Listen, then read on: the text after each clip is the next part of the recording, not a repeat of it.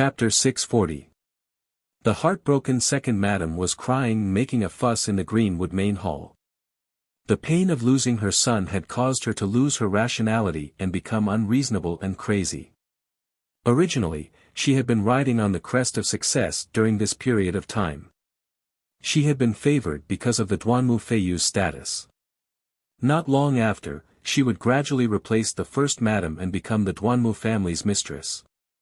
However, before she could be happy for a few days, the Duanmu Feiyu had been killed.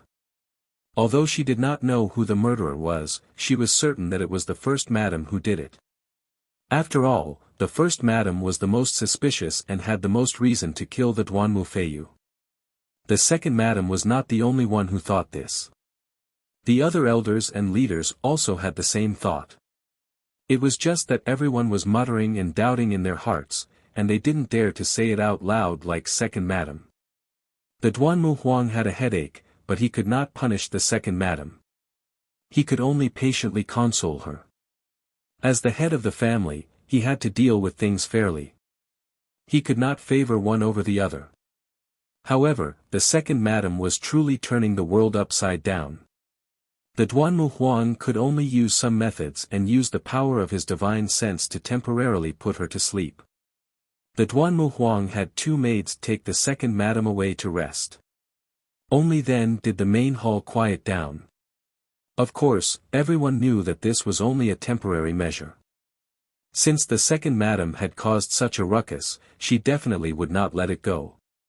She would definitely fight to the death with the first madam. Not long after, the guard commander quickly returned to the main hall and respectfully reporting to family head, this subordinate has already gone to the second young master's residence and interrogated the guards and servants. Yesterday, the second young master was not in the residence. He took Nie Kuang out to handle some matters. It seems that he went to Central State City. The Duanmu Huang frowned and said in a low voice, "This unfilial son. This lord had him go to the reflection cliff and reflect on his mistakes. He actually dared to go to Central State City. Could it be that Fei Yu was killed in Central State City? Why would his corpse appear in the plaza?"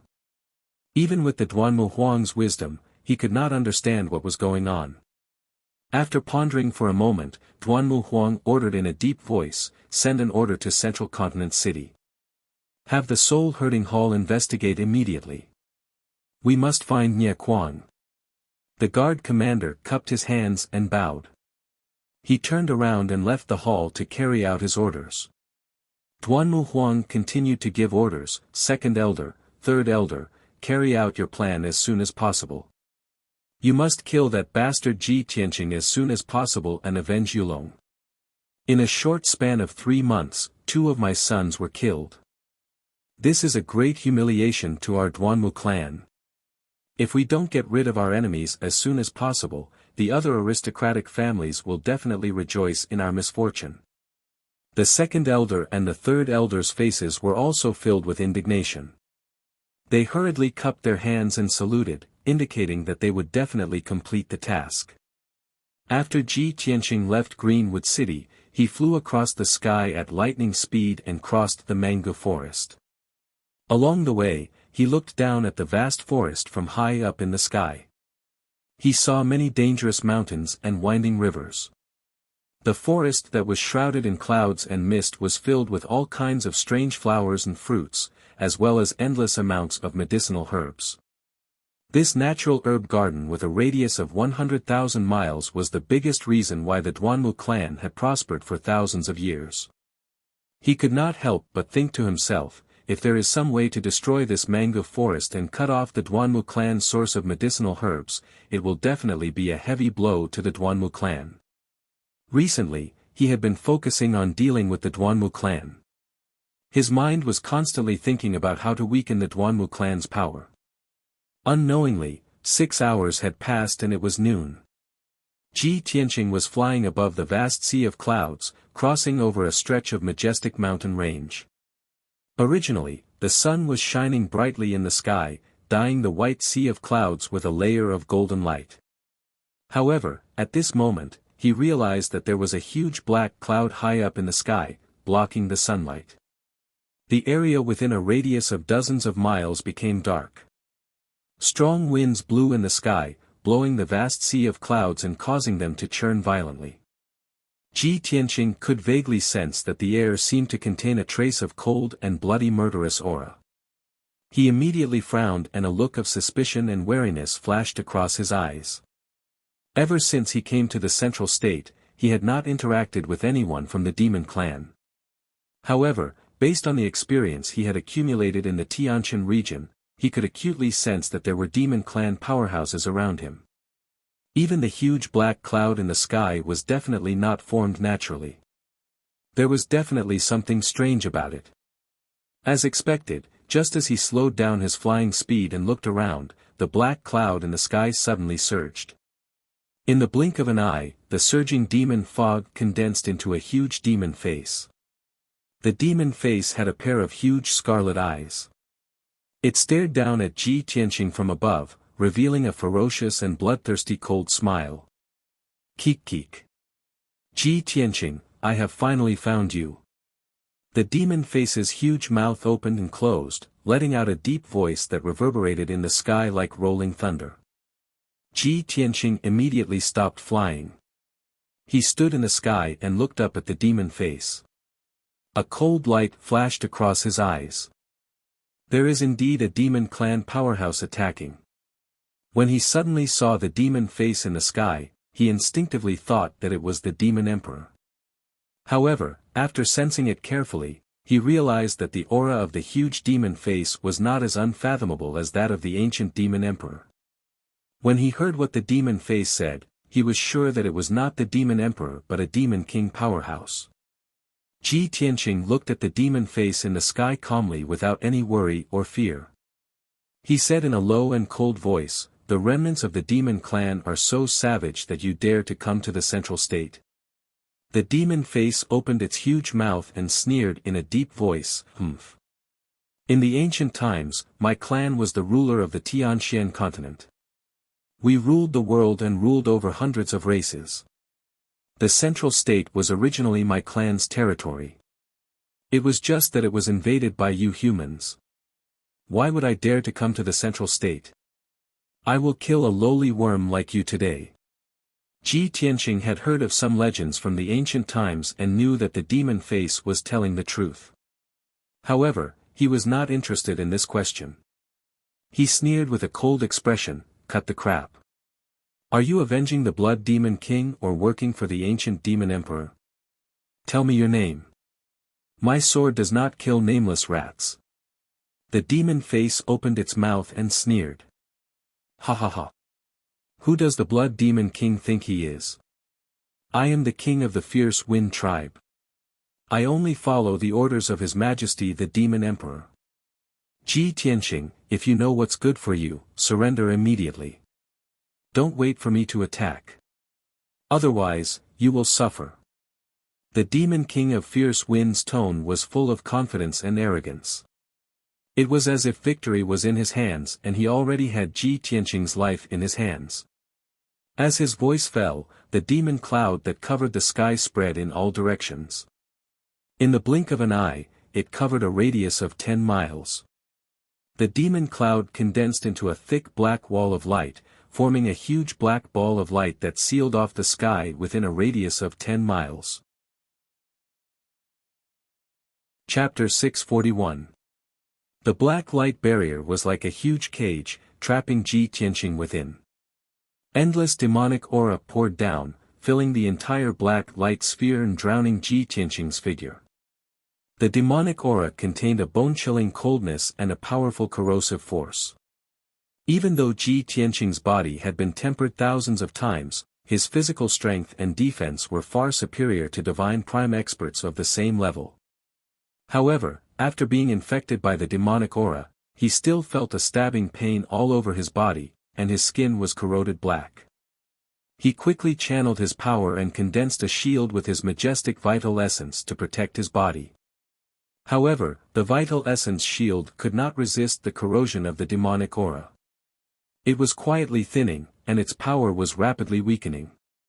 Ji Tianqing had to constantly consume power to maintain the vital essence shield. Even if the demon king of Lifeng did not attack, his vital essence would be exhausted after staying in the demonic aura for 2 hours at most. What secret technique is this? How can it be so powerful? He was a little surprised and muttered to himself. At the same time, the demon king of Liefeng's mocking laughter came from the dark demonic aura behind him. Ha ha ha.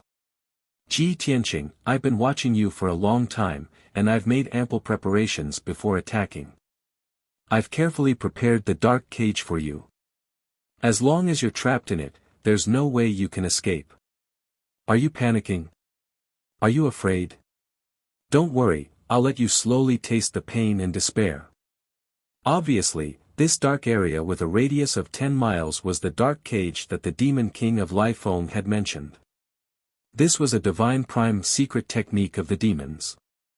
It was extremely troublesome to perform, and it required the blood essence of hundreds of sacrifices, as well as a lot of resources. However, once the dark cage was successfully performed, its power was extremely terrifying. Ji Tianqing suddenly heard the demon king of Liefeng's voice. He subconsciously turned his head and looked behind him, his eyes sharp as he searched around. However, there was only endless darkness behind him. There was no one at all. Even if he used his spiritual sense to investigate, he could not find the demon king of Liefeng's body. As such, even if he wanted to resist, there was no way he could do it. Dark cage. I'd like to see how long your meticulously prepared secret technique can trap me. Ji Tianqing raised his eyebrows, his eyes revealing an unyielding fighting spirit. A cold light flashed in his palm, and a dark sword appeared out of thin air. It was the Black Dragon Sword. 9 Heavens Dragon Soars. Ji Tianqing abruptly unsheathed his sword and slashed out a 40-meter-long cold sword aura, fiercely hacking at the darkness ahead. The giant ice sword lit up with a dazzling sword light, bursting forth with an invincible and terrifying power. It cut through the shroud of the pitch-black demonic fog and slashed into the depths of the darkness. However, this sword slashed through the air and did not cut anything at all. In the blink of an eye, the cold and dazzling sword light was swallowed up by the darkness and disappeared. The dark prison was still intact, and there was no reaction at all. Seeing this scene, Ji Tianqing immediately frowned, and a trace of doubt flashed in his eyes. How could this be? I slashed down with my sword, but there was no reaction at all.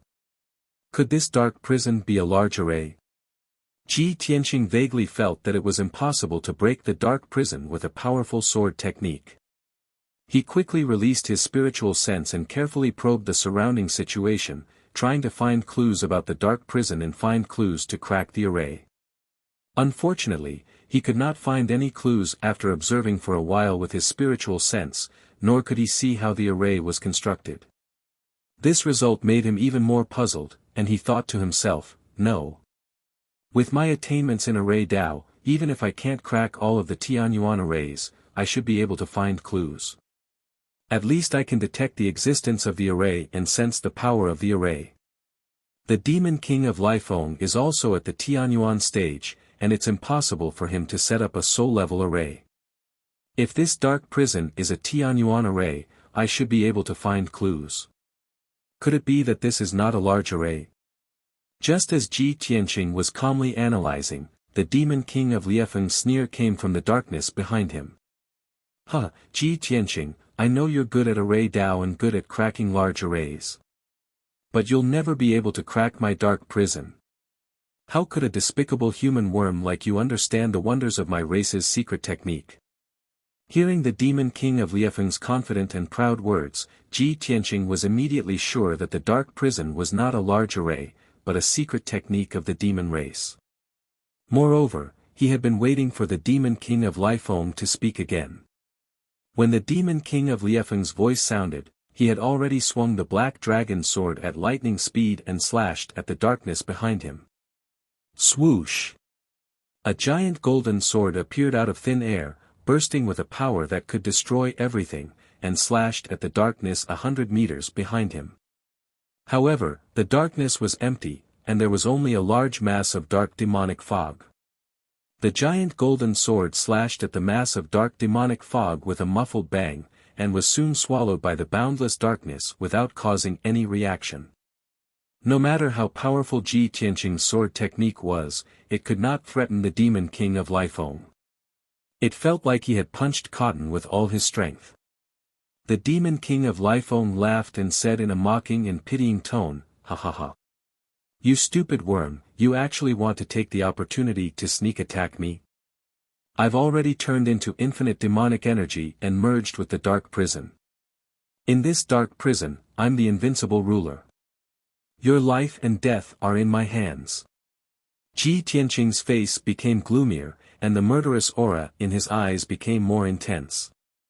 He silently put away the black dragon sword and asked in a low voice, "Demon King of Lifeng, do you dare to fight me fair and square, you coward?"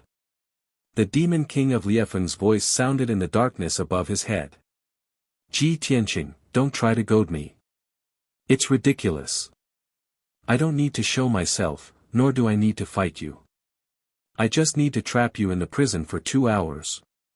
After 2 hours, your true yuan will be exhausted, and you will no longer have the power to resist. At that time, you will be at my mercy."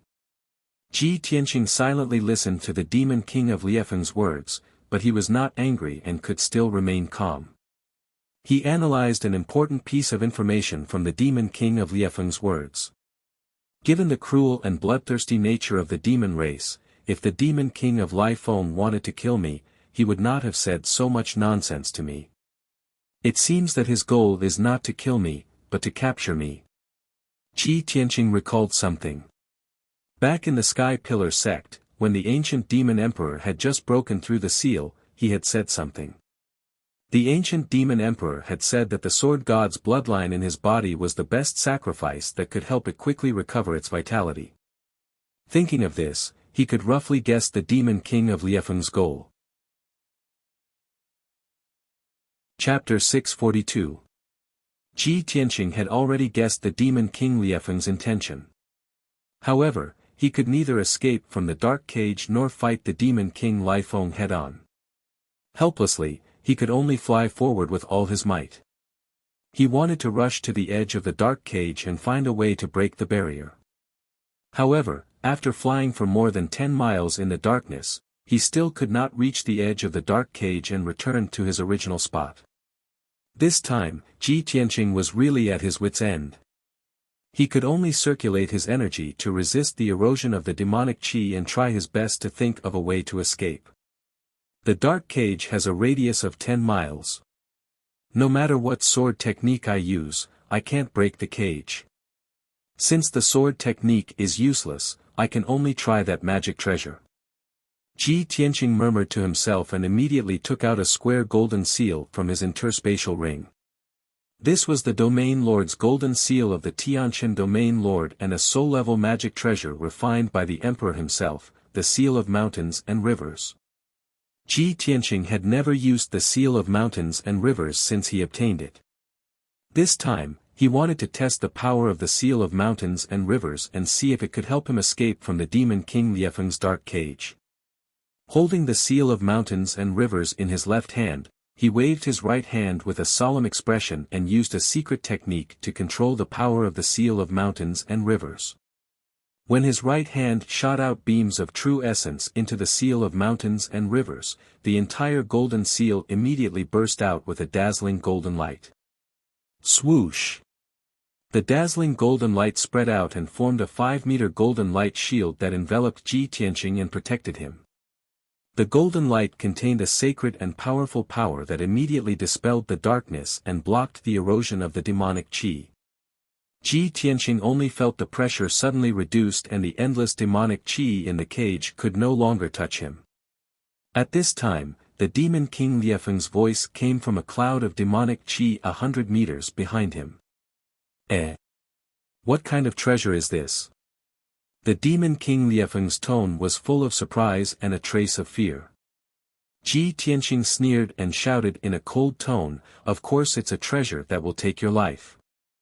As his voice fell, his right hand formed a mysterious seal and injected a vast amount of true essence into the Seal of Mountains and Rivers. Open! Ji Tianqing suddenly shouted coldly, activating the seal of mountains and rivers to release a dazzling golden light that covered the sky. The dazzling golden light condensed into a huge pillar of light, which blasted fiercely into the darkness behind him. Boom! The 100-meter-long golden pillar of light carried a destructive power as it pierced through the layers of demonic mist and struck the black light barrier at the edge of the cage. An earth-shattering explosion was heard, and it reverberated fiercely in the dark sky. Several huge cracks appeared on the walls of the cage, spreading in all directions. The entire cage of darkness began to tremble violently, as if it was unable to bear the burden and would collapse at any moment. In the dark prison, the demonic qi and black clouds churned violently. The demon king of Ninefold immediately let out a panicked roar. How is this possible? You lowly reptile, how could you shake my cage? Ji Tianqing saw that the power of the seal of mountains and rivers was indeed strong, and his eyes were filled with joy.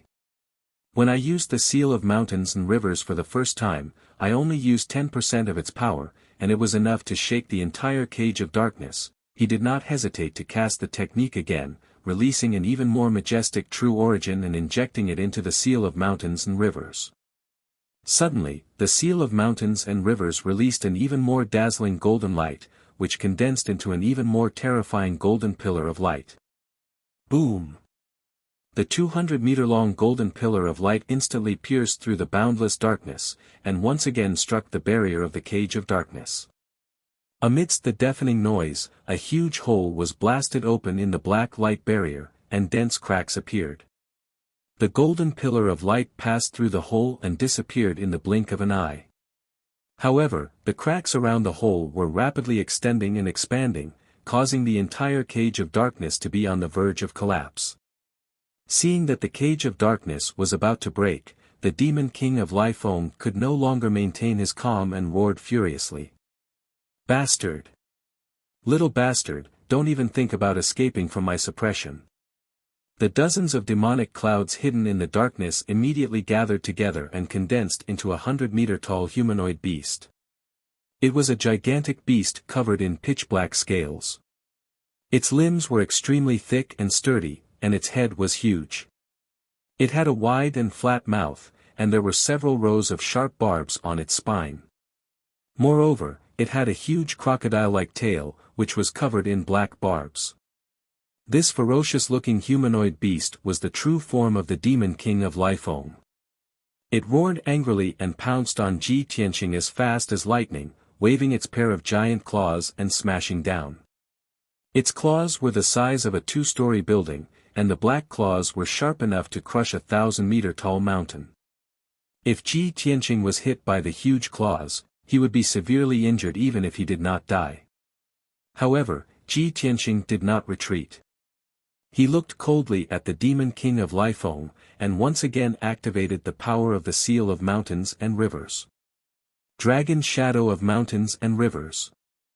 The seal of mountains and rivers once again released a dazzling golden light, which condensed into a 300-meter-long golden spear shadow. It erupted with a power that could destroy everything and blasted at the demon king of Ninefold. The demon king of Ninefold felt the terrifying power of the golden spear shadow.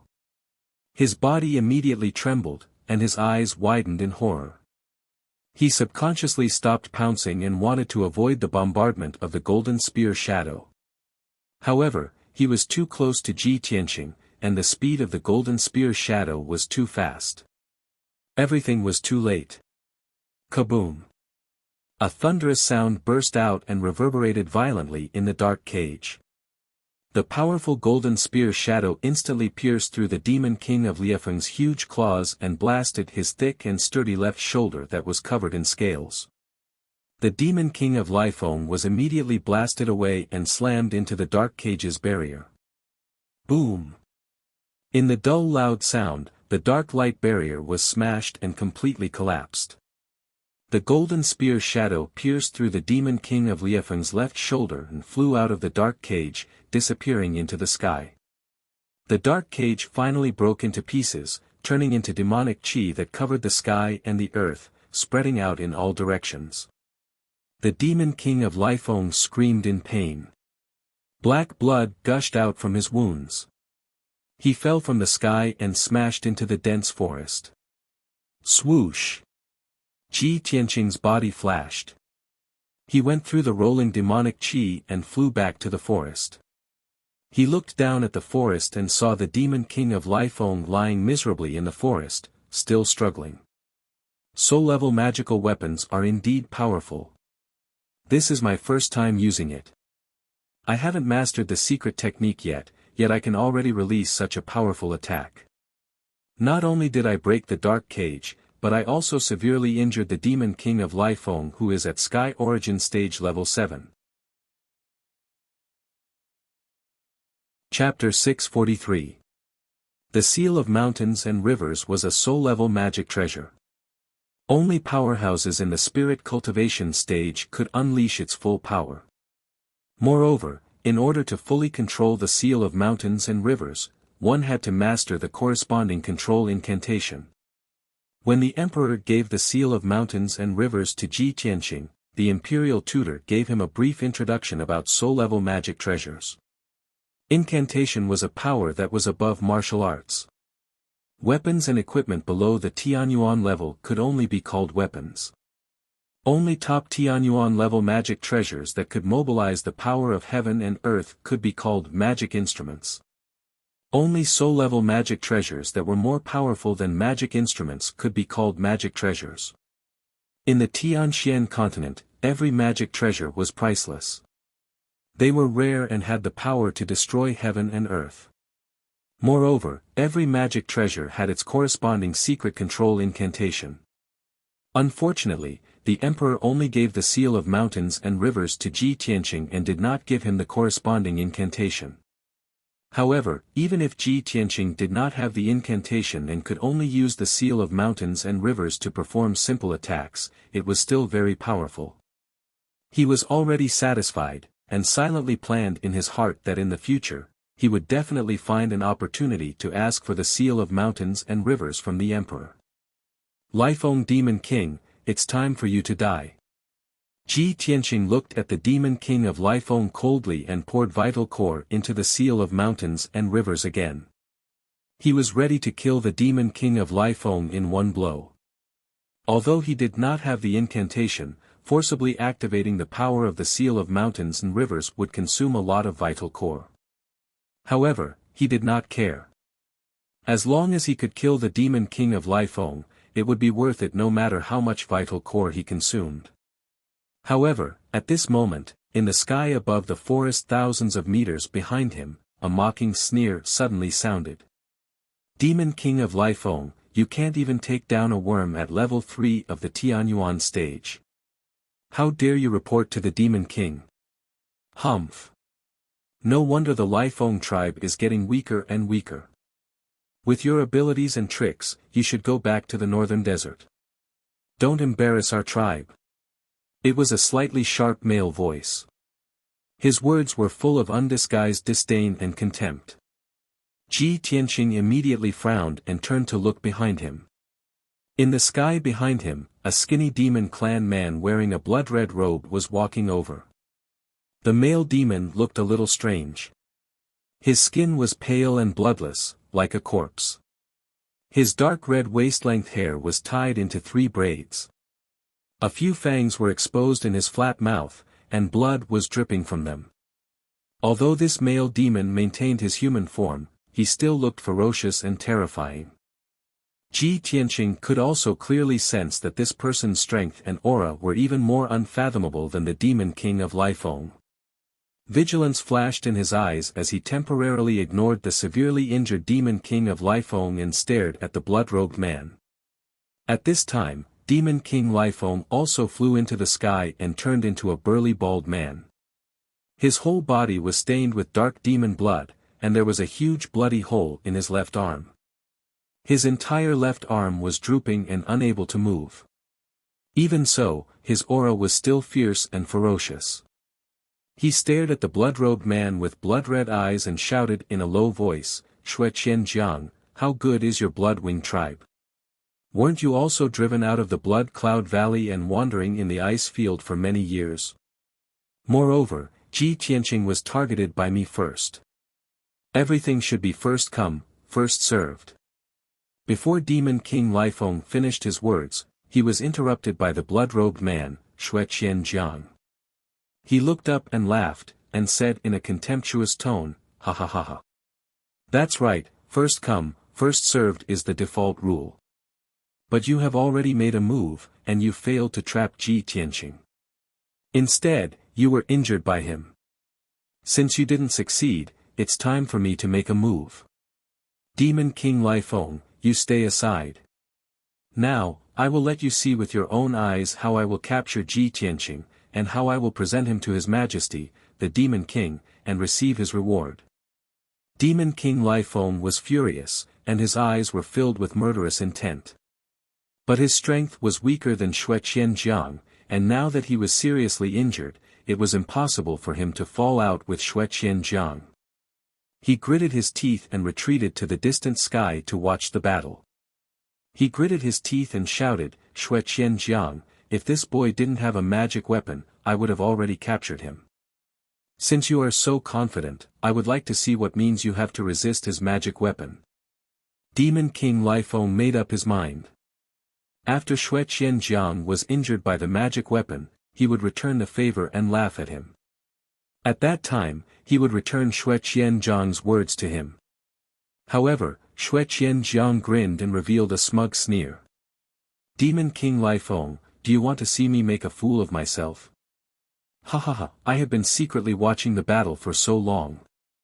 If I didn't have full confidence, why would I show myself?" As he spoke, Xueqian Jiang's palm surged with a bloody light, and an old scroll appeared out of thin air. It was a dark red scroll made of an unknown material, and it looked like it had a history of thousands of years. The surface of the scroll was full of cracks, and there were a few irregular gaps, as if it would be broken with a touch. However, it was this tattered scroll that was faintly emitting an extremely shocking evil power. Ji Tianqing tried to touch it with his spiritual sense, and was immediately dizzy by the bloody smell in the scroll. He suddenly realized that the extremely old scroll must also be a magic treasure. Sure enough, after Demon King Lifeng saw the ancient scroll, he was immediately stunned, and his face was full of disbelief. Is this the scroll from that year? The relic of His Majesty Blood Emperor, the Corpse Mountain and Blood Sea map? Demon King Liefeng's voice was trembling, and it was full of shock and a trace of jealousy. Xueqian Jiang nodded and revealed a smug sneer, "That's right. This is the magic weapon that my great-grandfather, the Great Blood Emperor, personally refined. In the war thousands of years ago, the Blood Emperor fell, and the Mountain of Corpses and Blood Sea map went missing. However, my father and I spent more than 200 years, and almost searched the entire northern desert, and finally found it. With this magic weapon in hand, I can control monstrous power, and create a mountain of white bones and a boundless sea of blood. Why would I worry about not being able to revive the Bloodwing tribe?" When Xueqian Jiang talked about the origin and power of the Mountain of Corpses and Blood Sea map, he was full of pride, and could be said to be in high spirits. Demon King Lifeng stared at the Mountain of Corpses and Blood Sea map, and was stunned for a long time before he came back to his senses. He nodded dejectedly, and said in a low and dry voice, "Xueqian Jiang, no wonder you were so arrogant. You knew that the boy had a magic weapon to protect him, and you still dared to attack him. I didn't expect that you really found the legendary Mountain of Corpses and Blood Sea map. You win. You win, and Ji Tianqing is yours." The appearance of the Mountain of Corpses and Blood Sea map completely destroyed Demon King Liefeng's hope, and he was both shocked and jealous.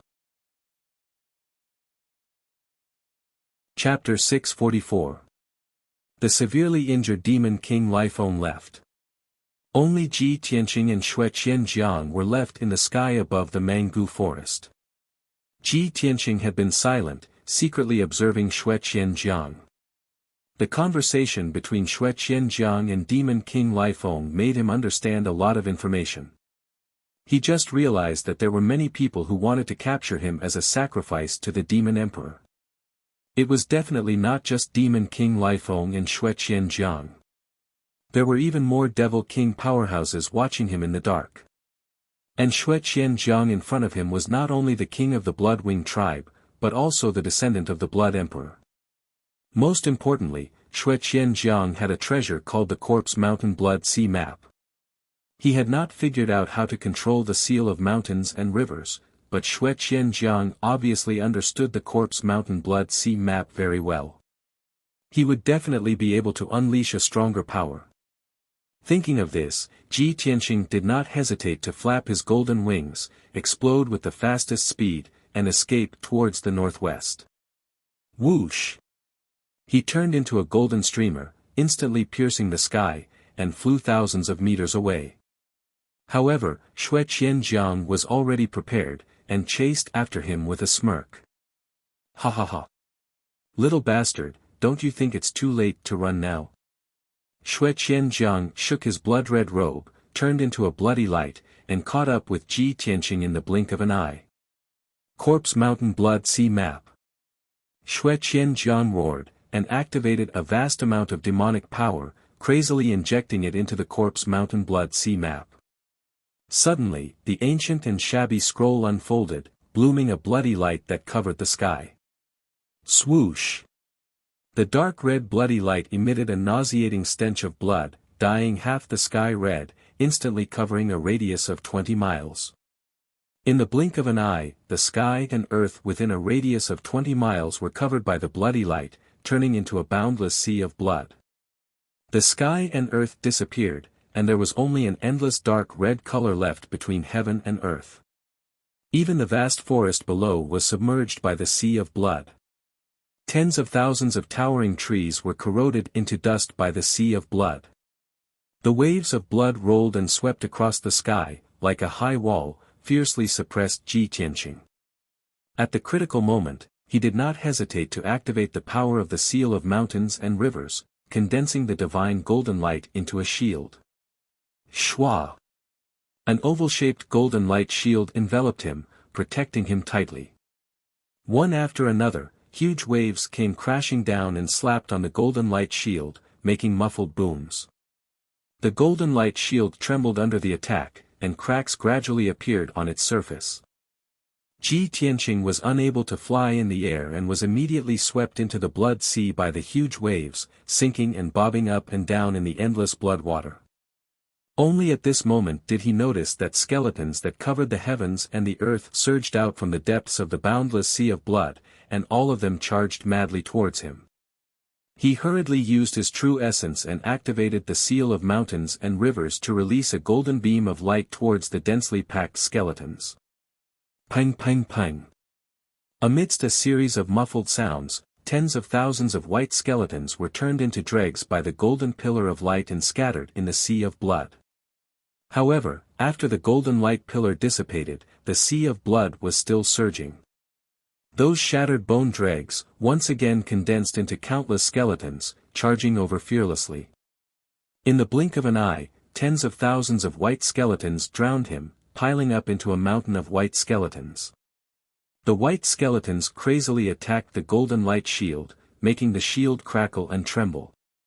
Ji Tianqing was unable to escape the sea of blood, and could only continue to inject true essence into the seal of mountains and rivers to maintain the golden light shield. Xue Qianjiang stepped on the blood waves in the air, with his hands behind his back, his blood-red robe fluttering, revealing a domineering and confident aura of an expert. His pale face revealed a complacent sneer, with a low voice he shouted, "Ji Tianqing, you have already fallen into my Corpse Mountain Blood Sea painting, don't even think about escaping. Let me give you a word of advice. It's best if you give up struggling and obediently hand over the golden seal. If not, I don't mind killing you and devouring your Kenshin bloodline." Ji Tianqing was still struggling in the sea of blood, bitterly resisting the siege of the skeleton army. Hearing Xue Qianjiang's words, he roared in a low voice, "Xue Qianjiang, the ancient demon emperor ordered to capture me as a sacrifice, how dare you kill me? Aren't you afraid of being executed by the ancient demon emperor?" Xue Qianjiang suddenly laughed disdainfully, ha ha ha. Little bastard, do you think I am as stupid as the others? I have the Corpse Mountain Blood Sea painting, and I can use this treasure to refine your Kenshin bloodline, and quickly reach the spirit cultivation realm. At that time, I will become the new Blood Emperor, and rule over countless tribes in the northern desert. Ji Tianqing's heart moved, as he vaguely understood something, and continued to roar, humph. Wishful thinking. Even if you reach the spirit cultivation realm, can you rule over other tribes? In the entire northern desert, are there no emperor-level experts? There are only two. Xue Qianjiang blurted out, but stopped abruptly. He immediately reacted, and sneered contemptuously. Huh, you little bastard, you still want to trick me? Since you are so stubborn, I will fulfill your wish, and turn you into a pool of blood now. Xue Qianjiang said as he waved his palms with a ferocious look, and displayed an ancient and mysterious skill. As his palms drew a mysterious trajectory, he controlled the power of the Corpse Mountain Blood Sea painting, and the entire Blood Sea immediately surged. After a few breaths, a huge whirlpool with a radius of 1,000 meters appeared in the center of the Blood Sea, and it spun rapidly. Swoosh swoosh swoosh. The huge blood whirlpool spun rapidly, and the surrounding seawater flew up into the sky, gradually forming a wall of blood waves. A terrifying devouring power that seemed to be able to swallow the heavens and the earth erupted from the whirlpool, and immediately enveloped Ji Tianqing. Suddenly, he involuntarily flew into the huge whirlpool. The whirlpool contained a terrifying strangling power, and once he was swallowed into the whirlpool, he would immediately be strangled into pieces. At the moment of life and death, Ji Tianqing did not hesitate to consume 50% of his power, and desperately activated the Seal of Mountains and Rivers. Dragon Shadow of Mountains and Rivers. With his angry roar, the Seal of Mountains and Rivers suddenly expanded 10,000 times, and became the size of a house. Every line on the Seal of Mountains and Rivers was clearly distinguishable, and it bloomed with a sacred golden light that covered the sky, and condensed into a huge and terrifying spear shadow. It was a 1,000-meter-long spear shadow, like a golden dragon, containing the power to destroy everything and destroy the heavens and the earth. Ong! The dragon spear's shadow actually made a realistic dragon roar, and fiercely blasted into the huge whirlpool in the middle of the Blood Sea. At this moment, Ji Tianqing did not hesitate to activate his power to the limit, and finally displayed 30% of the power of the Seal of Mountains and Rivers. Boom! In the deafening loud noise, the 1,000-meter-long dragon spear shadow fiercely blasted into the whirlpool of the Blood Sea, and the whirlpool collapsed on the spot, rolling up a monstrous blood wave.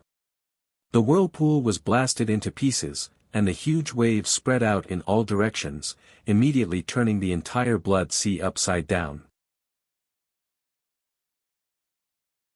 Chapter 645. The whirlpool in the middle of the Blood Sea collapsed, and the violent power spread to the surroundings.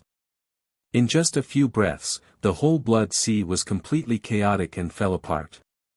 Amidst the loud rumbling, monstrous waves rolled up in the sea of blood, and a huge crack appeared. An endless amount of blood flowed out of the crack, and its power was also rapidly draining away. Seeing this scene, Xue Qianjiang's face immediately changed. He was shocked and roared angrily. Bastard! You damned reptile, how dare you break this king's family heirloom? In Xue Qianjiang's eyes, the Blood Emperor's Corpse Mountain Blood Sea map was his family's treasure, extremely precious and powerful. This treasure was his hope to break through to the spirit-refining realm and revitalize the Blood-Wing tribe. But now, Ji Tianqing had broken a crack in the Mountain of Corpses and Blood Sea painting. His heart was aching so much that it was about to bleed. Ji Tianqing ignored him and flew to the crack without hesitation. Swoosh! With a flash of golden light, Ji Tianqing passed through the crack and finally escaped from the Blood Sea. He returned to the dense forest, and once again saw the dark green forest and the sky above his head. He only felt incomparably familiar. At the same time, Xue Qianjiang put away the corpse mountain blood sea map, and held the old scroll with both hands, carefully examining it. Seeing a finger-long crack on the scroll, his whole face was distorted with heartache. The corpse mountain blood sea map was already very old, and now with a crack, not only was its power greatly reduced, but it also took a lot of effort and resources to repair it. Ji Tianqing, you little bastard, I'm going to tear you to shreds. Xue Qianjiang roared angrily, put the corpse mountain blood sea map into the spatial ring, and crazily rushed towards Ji Tianqing. Ji Tianqing's power was more than half consumed, and his fighting power was very weak, and his face was as pale as paper. He did not want to be entangled with Xue Qianjiang, and immediately flapped his golden wings to escape. Xue Qianjiang pursued relentlessly, turning into a blood-colored light blade that streaked across the sky, and began his pursuit as fast as lightning. In just a few breaths of time, Xue Qianjiang had caught up with Ji Tianqing. The distance between the two of them was shortened to about 300 meters.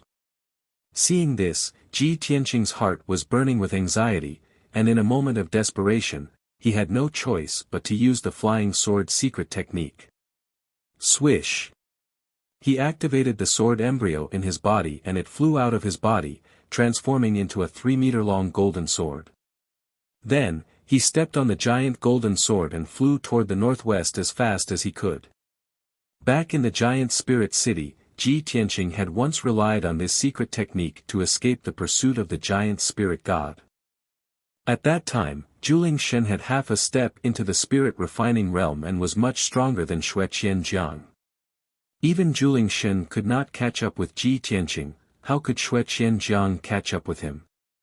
In the blink of an eye, the distance between Ji Tianqing and Xue Qianjiang had increased by several hundred meters. After 100 breaths of time, Ji Tianqing had left Xue Qianjiang more than 10 miles away. Not long after, his figure disappeared into the clouds above the forest, completely escaping from Xue Qianjiang's pursuit. Xue Qianjiang was filled with unwillingness as he chased for a quarter of an hour, but in the end, he had no choice but to give up. He stood in the sky, panting violently, and cursed in rage, Ji Tianqing. You damn bastard, the next time I see you, I will definitely take your dog life. After roaring a few words, his anger dissipated a little, and he turned and flew away. In the evening, Ji Tianqing finally rushed back to the central state city and returned to the monarch mansion. Not long after he returned to the Tianqing palace, Ji Ku and Yan heard the news and rushed over to meet him. Seeing his pale face and exhausted appearance, the two of them were immediately filled with worry and hurriedly asked him what happened. Brother Tianqing, what happened? Why is your face so pale? Brother Tianqing, did you fight with someone? Ji Tianqing only had 30% of his true origin left, his spirit and strength were very weak, so his complexion was obviously not good. He brought Ji Ku and Yan into the study, and said solemnly, that's right, these 2 days I was rushing between the central state city and the Greenwood city, and even fought a few battles with people. Today I left the Greenwood city, and on the way back to the central state city, I was ambushed by the devil race experts in the Mangu forest. Ji Tianqing gave a simple explanation of what had happened. When Ji Ku and Yan heard, they became even more nervous and worried. What? You were ambushed by the devil race experts? The remnants of the devil race are too savage. They actually dared to step into the central state, and so unscrupulously chased after you. Ji Tianqing nodded, and said earnestly, the ancient devil emperor gave the order, and the devil kings under his command came out in full force, vowing to capture me and refine my bloodline. The devil race came in full force, and many devil king experts must have come to the central state, and are secretly moving. From now on, the two of you have to be careful, and try to stay in the emperor mansion and the central state city. If there's nothing particularly important, try not to leave the central state city.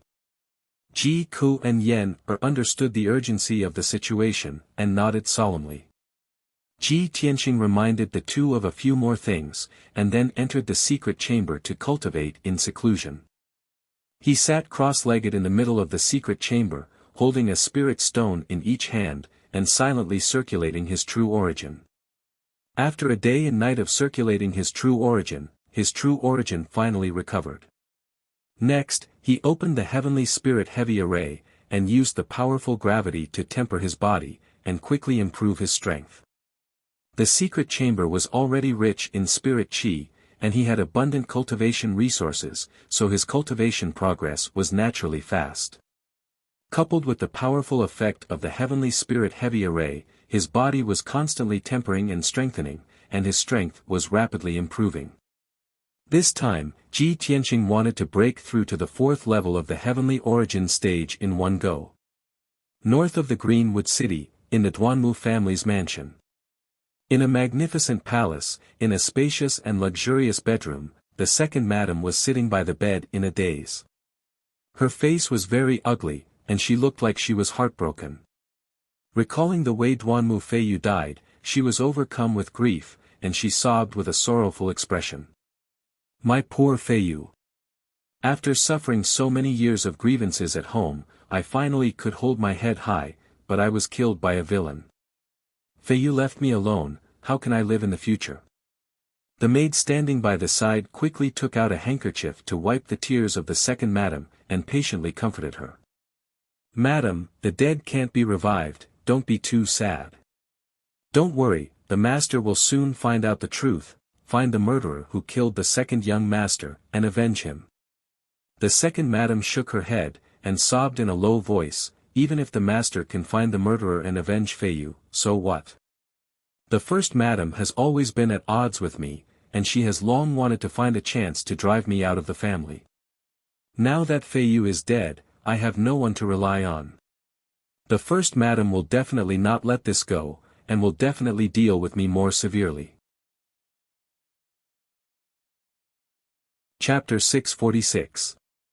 Second madam's tone was full of despair and helplessness. She seemed to be out of her wits and in a mess. She wasn't like first madam, who was born in a rich and powerful family. Even without Duanmu Yulong, she still had the support of her maternal family. Duanmu Feiyu was her support. Now that Duanmu Feiyu was dead, her position in the Duanmu family would be even lower. The maid comforted her for a while, but it was useless. Instead, she cried even more sadly. This maid was called Yi, second madam's trusted aide. She had been by second madam's side for many years and was highly regarded and trusted. Yi saw second madam crying in despair. After a moment of contemplation, she suddenly thought of something and immediately came up with an idea. Madam, this servant has thought of a person who can help you. Second madam raised her head and looked at her with teary eyes. She asked, who can help me now? Yi said with a solemn expression, Madam, have you forgotten? Your adoptive father is still in Central Continent City. He will definitely support you and help you solve this disaster. Adoptive father? Second madam was stunned. She quickly wiped the tears from her eyes and nodded, that's right. I can still ask adoptive father for help. Although I have rarely contacted him after marrying into the Duanmu family, he has many tricks. But he has a lot of tricks up his sleeve. He can definitely help me get rid of that bitch. The only person who can threaten me is first madam. Regardless of whether Feiyu was killed by her or not, she won't let go of this opportunity. I can't just sit and wait for death. I must take this opportunity to take the initiative and topple first madam as soon as possible. Only then can I get rid of my worries. Second madam had someone to rely on and her backbone, so she quickly calmed down. She thought for a moment and then had Yi bring a pen and paper. She began to write a letter to adoptive father.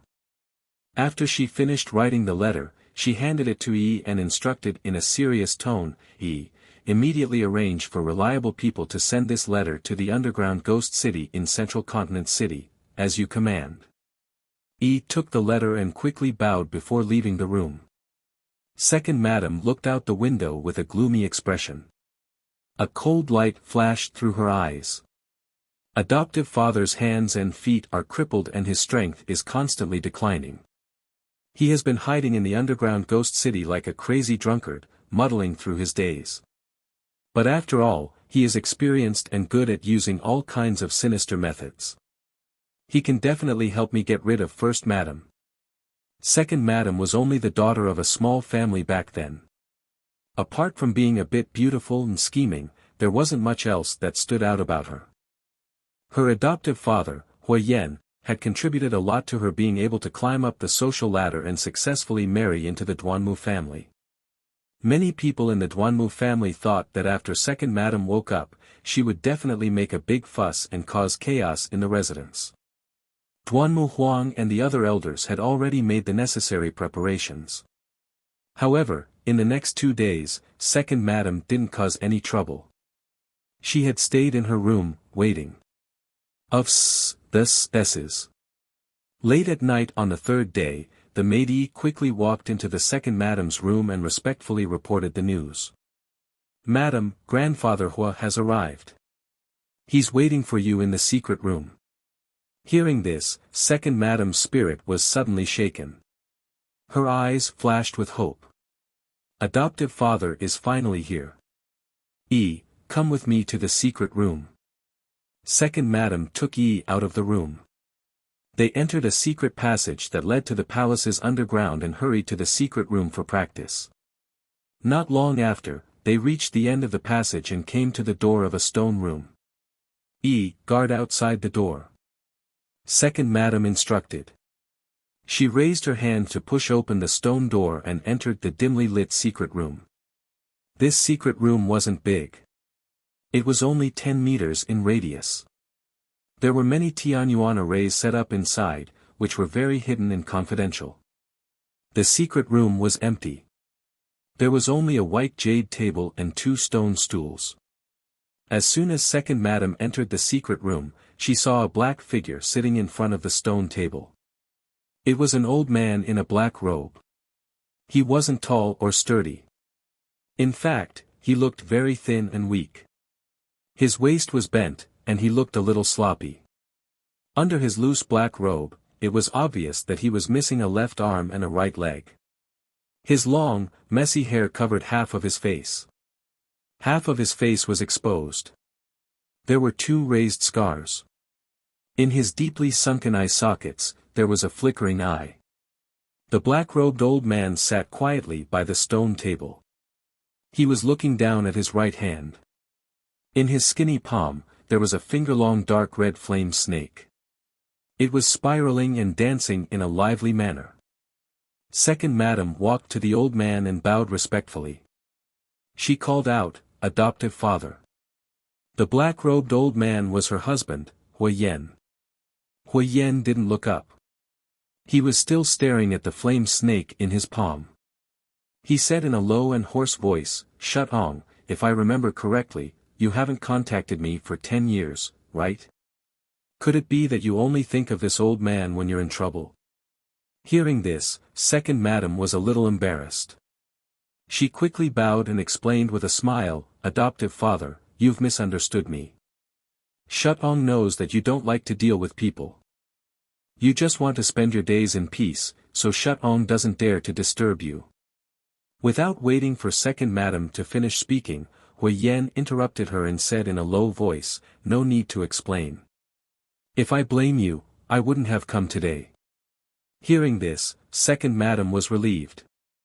She quickly asked, "Adoptive father, does that mean you agree?" Hui Yan said in a calm and indifferent tone, "Of course. I can help you deal with First Madam and help you secure your position as Madam. However, I also need you to do something for me." Second Madam nodded without hesitation and said, "Don't worry, adoptive father. As long as it's within Shutong's power, I won't refuse." Hui Yan turned over his palm. The flame snake in his palm disappeared and was replaced by a scroll. He put the scroll on the stone table and said to Second Madam, "Adoptive father has always wanted to deal with an old matter. Now, there's finally some progress. The person in the portrait has come to Zhongzhou City. You have to find a way to find this person and capture him for me." Second Madam hurriedly reached out to pick up the scroll and unfurled it. When she saw the person in the portrait, she was immediately stunned. That was because the person in the portrait was a little boy who was a little over 10 years old. Although the boy was young, he was very handsome. There was a majestic aura between his eyebrows. It was obvious that he came from a noble background. Moreover, although he was a human youth, he had long dark red hair. There was also a red flame mark on his forehead. It was quite exotic. Although second madam was puzzled, she didn't say anything. She stared at the portrait for a moment, then solemnly put away the scroll. Chapter 647. 6 days passed in the blink of an eye. It was early in the morning and the monarch's residence was as peaceful as ever. To the southeast of the mountain range, there was a mirror-like lake with a radius of 100 miles. It was Graceful Cloud Lake. The lake was surrounded by mountains and was shrouded in clouds. The lake water was so clear that one could see the bottom. It contained strands of 5-colored spirit energy that refracted colorful lights, making it seem like a dream. This lake was one of the scenic spots in the monarch's residence. Although Graceful Cloud Lake's location was a bit remote, there were always people with stories who would come here to relax and enjoy the scenery. At this moment, under a 1,000-year-old tree by the lake, there stood a beautiful woman in a long green dress. She was tall and graceful, with a pure and beautiful face. Although she didn't wear any makeup or jewelry, it couldn't hide her natural beauty. Moreover, she had an innate noble and demure temperament, like an orchid in an empty valley, quiet and fragrant. She was Ansuwen, who had just become a heavenly consort not long ago. Ansuwen stood under the ancient tree, her clear eyes staring at the sparkling lake. Her expression was as calm as water, but there was a hint of worry between her brows. A gentle breeze blew against her face, causing her long hair to sway and dance gently. However, this beautiful lake couldn't dispel the melancholy in her eyes or the melancholy in her heart. And the person who could make her feel melancholy was her lover, her current husband, the son of heaven, Long Yunxiao. The imperial court had already held a grand wedding for her and the son of heaven, and had even invited all the powerful cultivators of the human race to attend the ceremony. Now that she was a well-known heavenly consort, all the women in the world were envious of her. After the wedding, the son of heaven even brought her into the monarch's residence. She wasn't the imperial son, but she was able to live and cultivate in the monarch's residence as a heavenly consort. It was a most fortunate thing, and an honor for her. She ought to be happy and proud. But now, she couldn't feel happy at all. When the Son of Heaven chose her as his heavenly consort, she had a premonition that she would become the heavenly consort who was closest to others, but farthest from others. Now, her premonition had finally come true. On the night of the wedding, the emperor would rather drink himself into a stupor in the study room than return to his room to sleep. The emperor didn't even remove her red veil and let her sit in her room for the whole night. Although the emperor brought her into the emperor's mansion, he never looked for her again after settling her down. Half a month had passed. Ansuwen's uneasiness and melancholy grew stronger and stronger. Therefore, she came to Yunxiu Lake early in the morning to relax. Unknowingly, Ansuwen had been standing under the tree by the lake for more than 2 hours without moving a single step. At this moment, in the sky not far behind her, there was a clear chirp of a bird and a woman's voice. Aren't you in? Sister An? This crisp female voice broke the tranquility of the lakeside. Ansuwen snapped out of her daze and turned her head to look behind her. She saw a spiritual bird with pure white feathers flying towards her.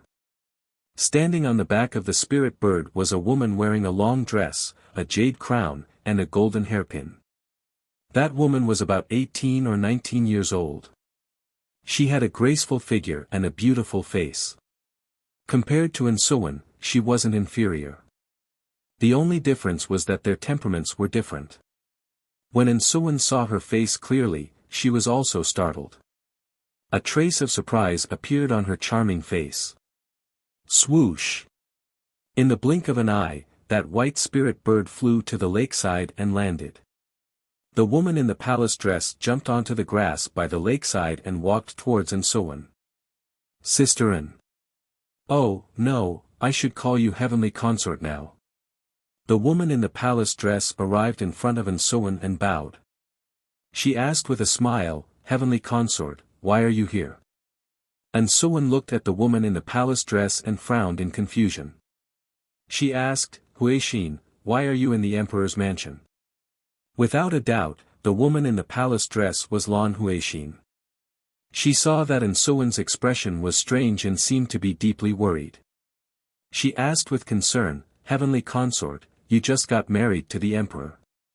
This is a joyous occasion for the whole world to celebrate. You don't seem to be happy. Could it be that something happened? When Ansuan heard Lan Huixin's words, her lips curled into a self-mocking smile. She shook her head lightly and said, Little sister Huixin, don't call me heavenly consort. You should just call me sister. And Lan Huixin widened her eyes slightly and revealed a puzzled expression. Sister An, what's wrong? Could it be that you and the emperor quarreled? Ansuan shook her head again and said calmly, the emperor is incomparably honorable. He's also my husband. How could I quarrel with him? Lan Huixin revealed a concerned expression and pretended to be worried. She said, Sister An, you must have something on your mind for you to come to Yunxiu Lake alone to relax. If you don't mind, why don't you tell little sister about it? Perhaps you'll feel better after you say it. Ansuan was indeed feeling depressed.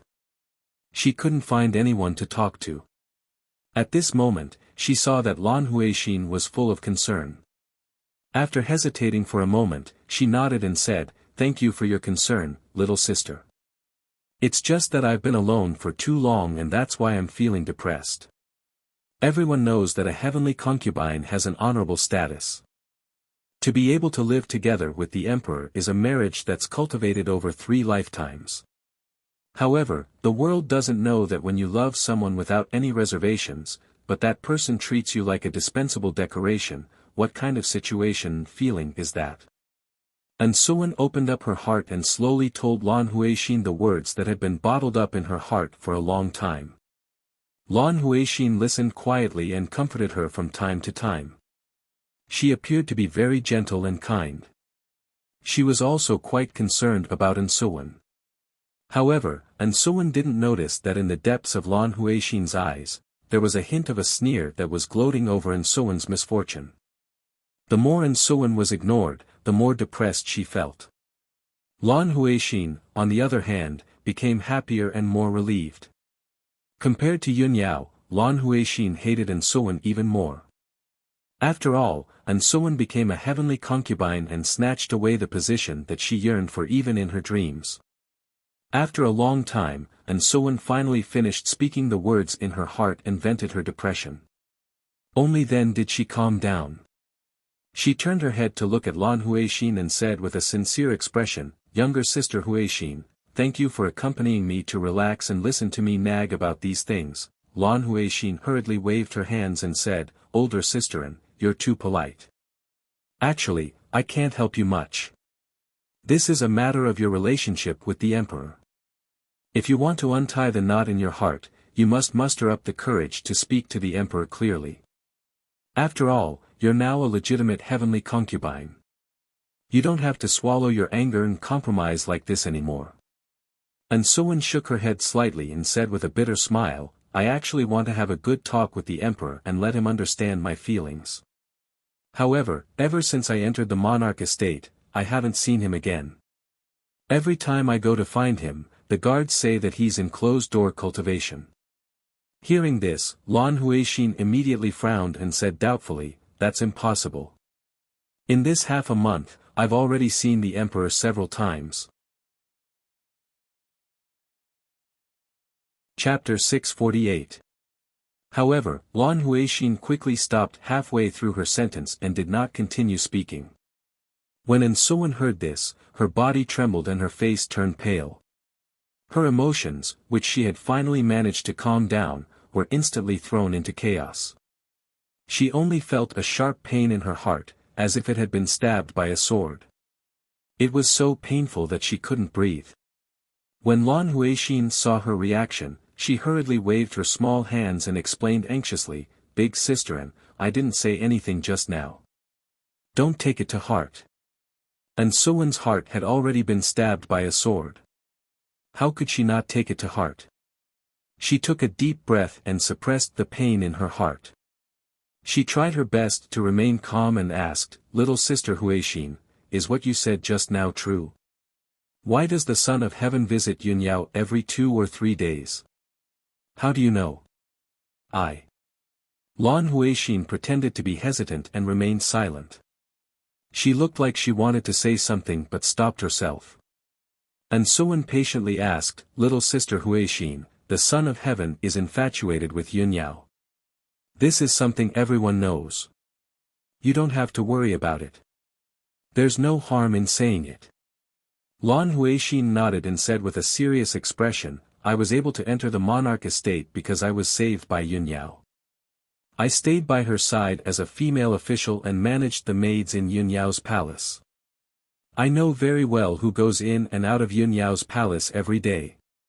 In the past 2 months, the Son of Heaven would come to Yunyao's palace every few days to find Yunyao. I saw this with my own eyes. Every time they met, they would stay in a secret room for about half a day. Outsiders aren't allowed to enter the secret room. I don't know what they're doing either." When she heard this, and Suwen's body trembled again and her face turned as pale as paper. Her heart hurt even more. Her vision turned black and she almost couldn't stand straight. A man and a woman alone in a room, and no one is allowed to see them. What else can they do? And Suwen revealed a bitter and cold smile. Her aura became desolate. It was obvious that she was heartbroken. Lan Huixin hurriedly supported her and muttered angrily, "Big sister, you're a heavenly consort now. You can't continue to endure this. Otherwise, you'll be even more miserable in the future. If I were you, I definitely wouldn't sit by and do nothing about this. After all, the emperor has already taken you as his concubine, and he still has an affair with another woman. This is really immoral and damaging to the dignity of the imperial court. Although I also think that it's inappropriate for them to do this, I don't have the right to talk to the emperor, nor do I dare to criticize Yunyao. After all, I'm her servant." And Suwen's heart was filled with despair, and a strong sense of anger began to well up within it. After hearing Lan Huixin's words, she nodded with a determined expression and said, "That's right. Although I love the Son of Heaven deeply, I will not compromise to this extent. I'm going to look for Yunyao now and talk to her face to face." As soon as she finished speaking, and Suwen turned around and prepared to leave Yunxiu Lake and head towards Yunyao Palace. Lan Huixin hurriedly pulled her towards the spirit beasts and birds by the shore. "Sister, it just so happens that I'm also going back to Yunyao Palace. Let me take you there." And Suwen didn't say anything. She only nodded. Soon after, the two of them left Yunxiu Lake on the spirit beasts and flew towards Yunyao Palace. About an hour later, the spirit beasts and birds landed outside Yunyao Palace. After the two of them landed, Lan Huixin hurriedly instructed Suwen, "Sister, I'm going back to the palace first. Come visit me later. If Yunyao asks, you mustn't say that I told her. I'm now her official. If she finds out that I told you these things, she definitely won't let me off." And Suwen nodded with a solemn expression and said, "Sister Huixin, don't worry. I'm already very grateful that you're willing to tell me these things. Of course, I'll keep it a secret for you." Lan Huixin was finally relieved. She stepped through the gates of Yunyao Palace and returned to the palace. And Suwen stood outside the palace for about a quarter of an hour. Then, she walked up to the main gate and informed the guards of her purpose for coming. "Go report to Miss Yunyao. Tell her that Heavenly Consort and Suwen has come to visit and wants to talk to her face to face. Heavenly Consort, please wait here for a moment." The guards bowed and hurriedly entered the palace to report the news. And Suwen stood outside the gates and waited patiently. Not long after, the guards returned and led her into Yunyao Palace. They walked towards the reception hall. When she entered the hall, she saw that Yunyao was already sitting at the head of the table. Yunyao was looking at her with a calm expression. Yunyao didn't know that Heavenly Consort was coming. Please excuse me for not going out to meet you. Yunyao stood up and bowed when she saw An Suwen enter the hall. She then instructed the maid beside her, prepare a seat for Heavenly Consort and serve her tea.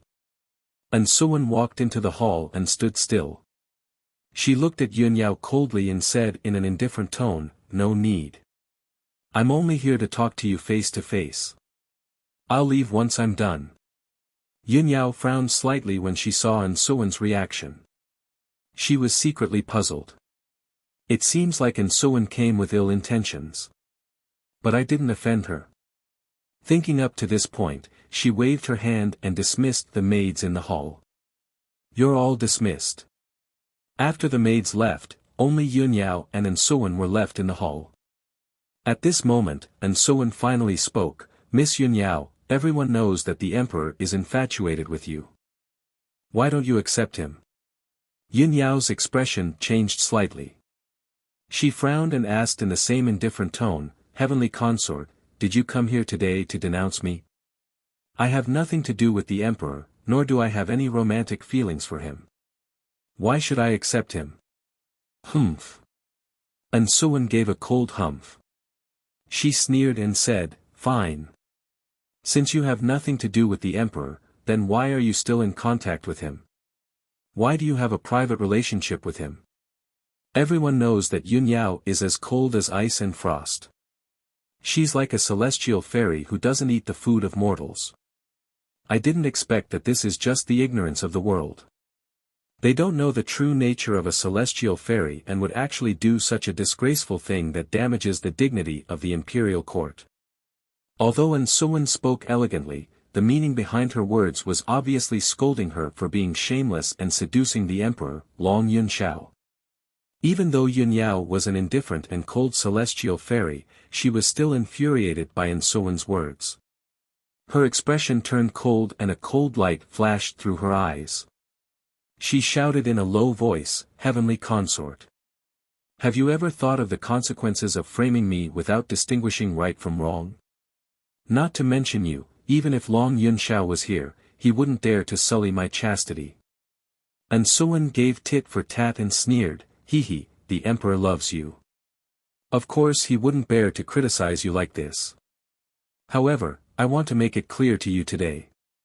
No matter what kind of entanglement you had with the emperor, it's all in the past. Since I've already become the heavenly consort, I definitely won't tolerate you having private dealings with the emperor. If you really have nothing to do with the emperor, then you should make a clean break with him and keep yourself clean. Although this is a private matter between the three of us, it's also related to the dignity of the imperial court and the human race. I hope you can conduct yourself with dignity. Otherwise, no one will be able to clean up this mess.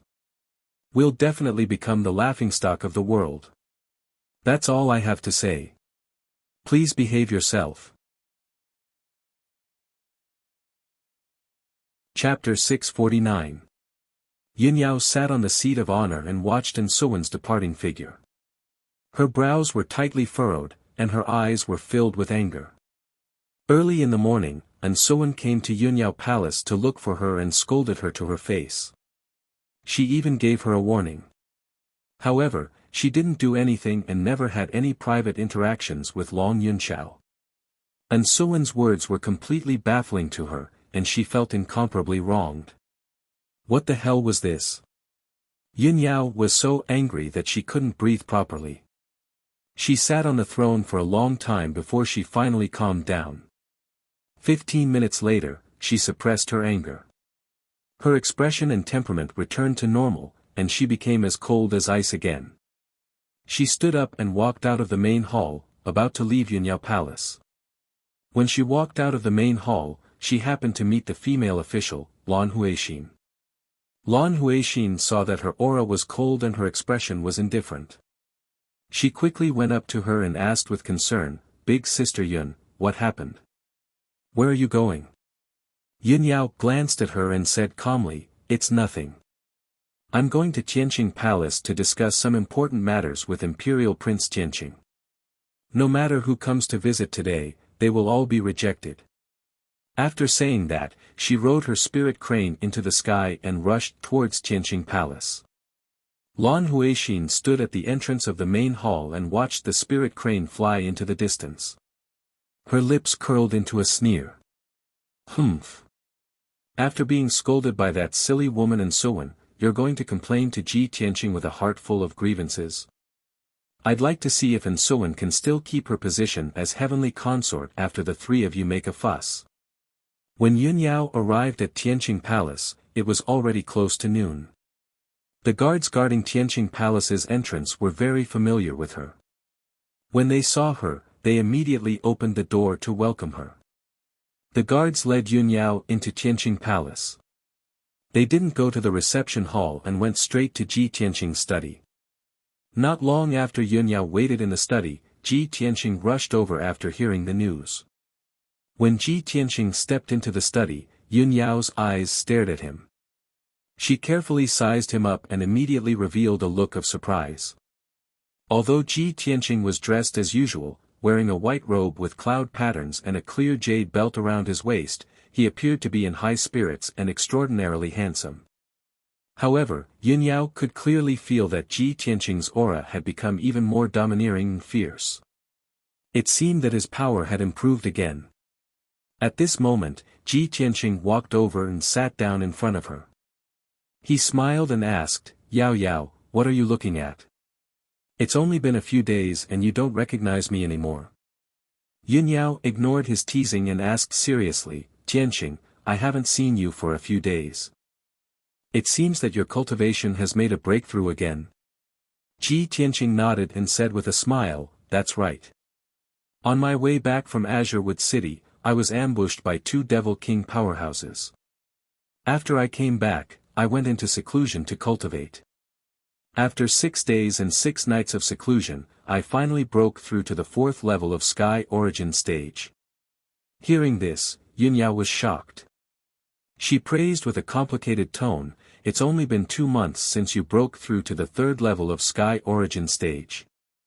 Tianqing, the speed of your growth is really unprecedented in the past and will never be surpassed." Although Ji Tianqing accidentally created another miracle, which made his sweetheart shocked and praised him, he wasn't arrogant. However, he wasn't arrogant and complacent. He calmly explained, "Yao Yao, you know how powerful the sword god is. I have the bloodline of Kenshin, so my cultivation speed is much faster than ordinary geniuses. For me, there is no bottleneck from the 1st level to the 9th level. It's a smooth journey. Only when I break through a level, I will encounter a bottleneck and spend more time."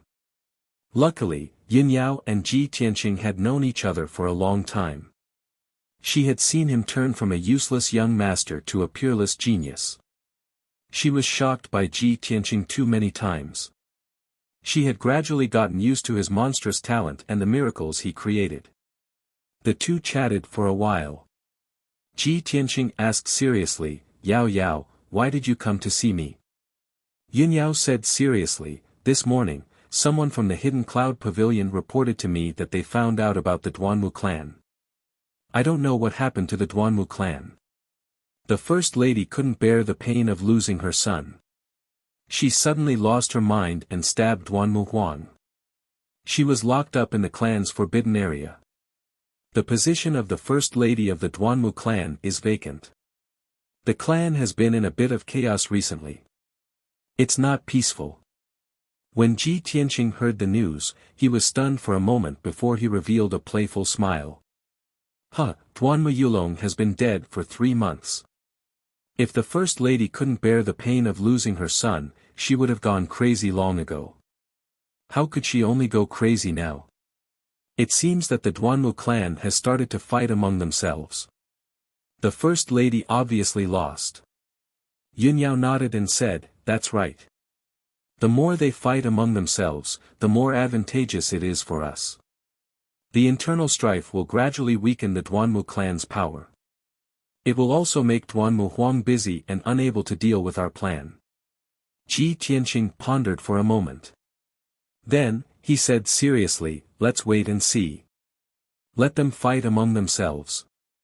Yao Yao, tell the Hidden Cloud Pavilion to keep an eye on the Duanmu clan.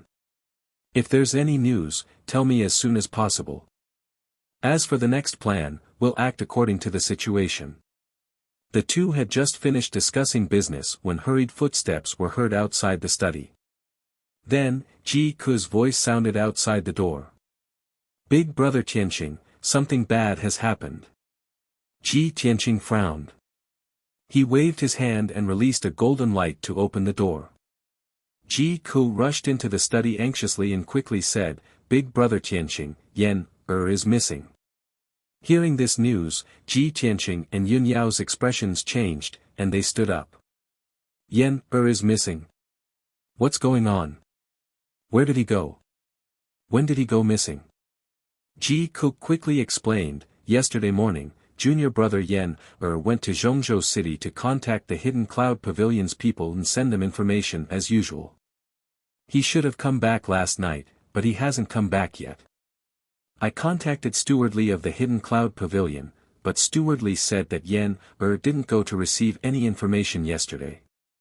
Upon hearing this, Ji Tianqing and Yun Yao immediately understood that something must have happened to Yan The two of them walked out of the study without hesitation and quickly rushed outside. Ji Ku quickly followed and wanted to look for Yan with them.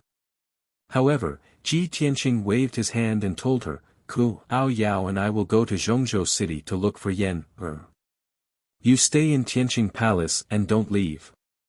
Wait for our news. Ji Ku had no choice but to stay in Tianqing Palace. She said worriedly, Big brother Tianqing, you must be careful. Don't let anything happen to you.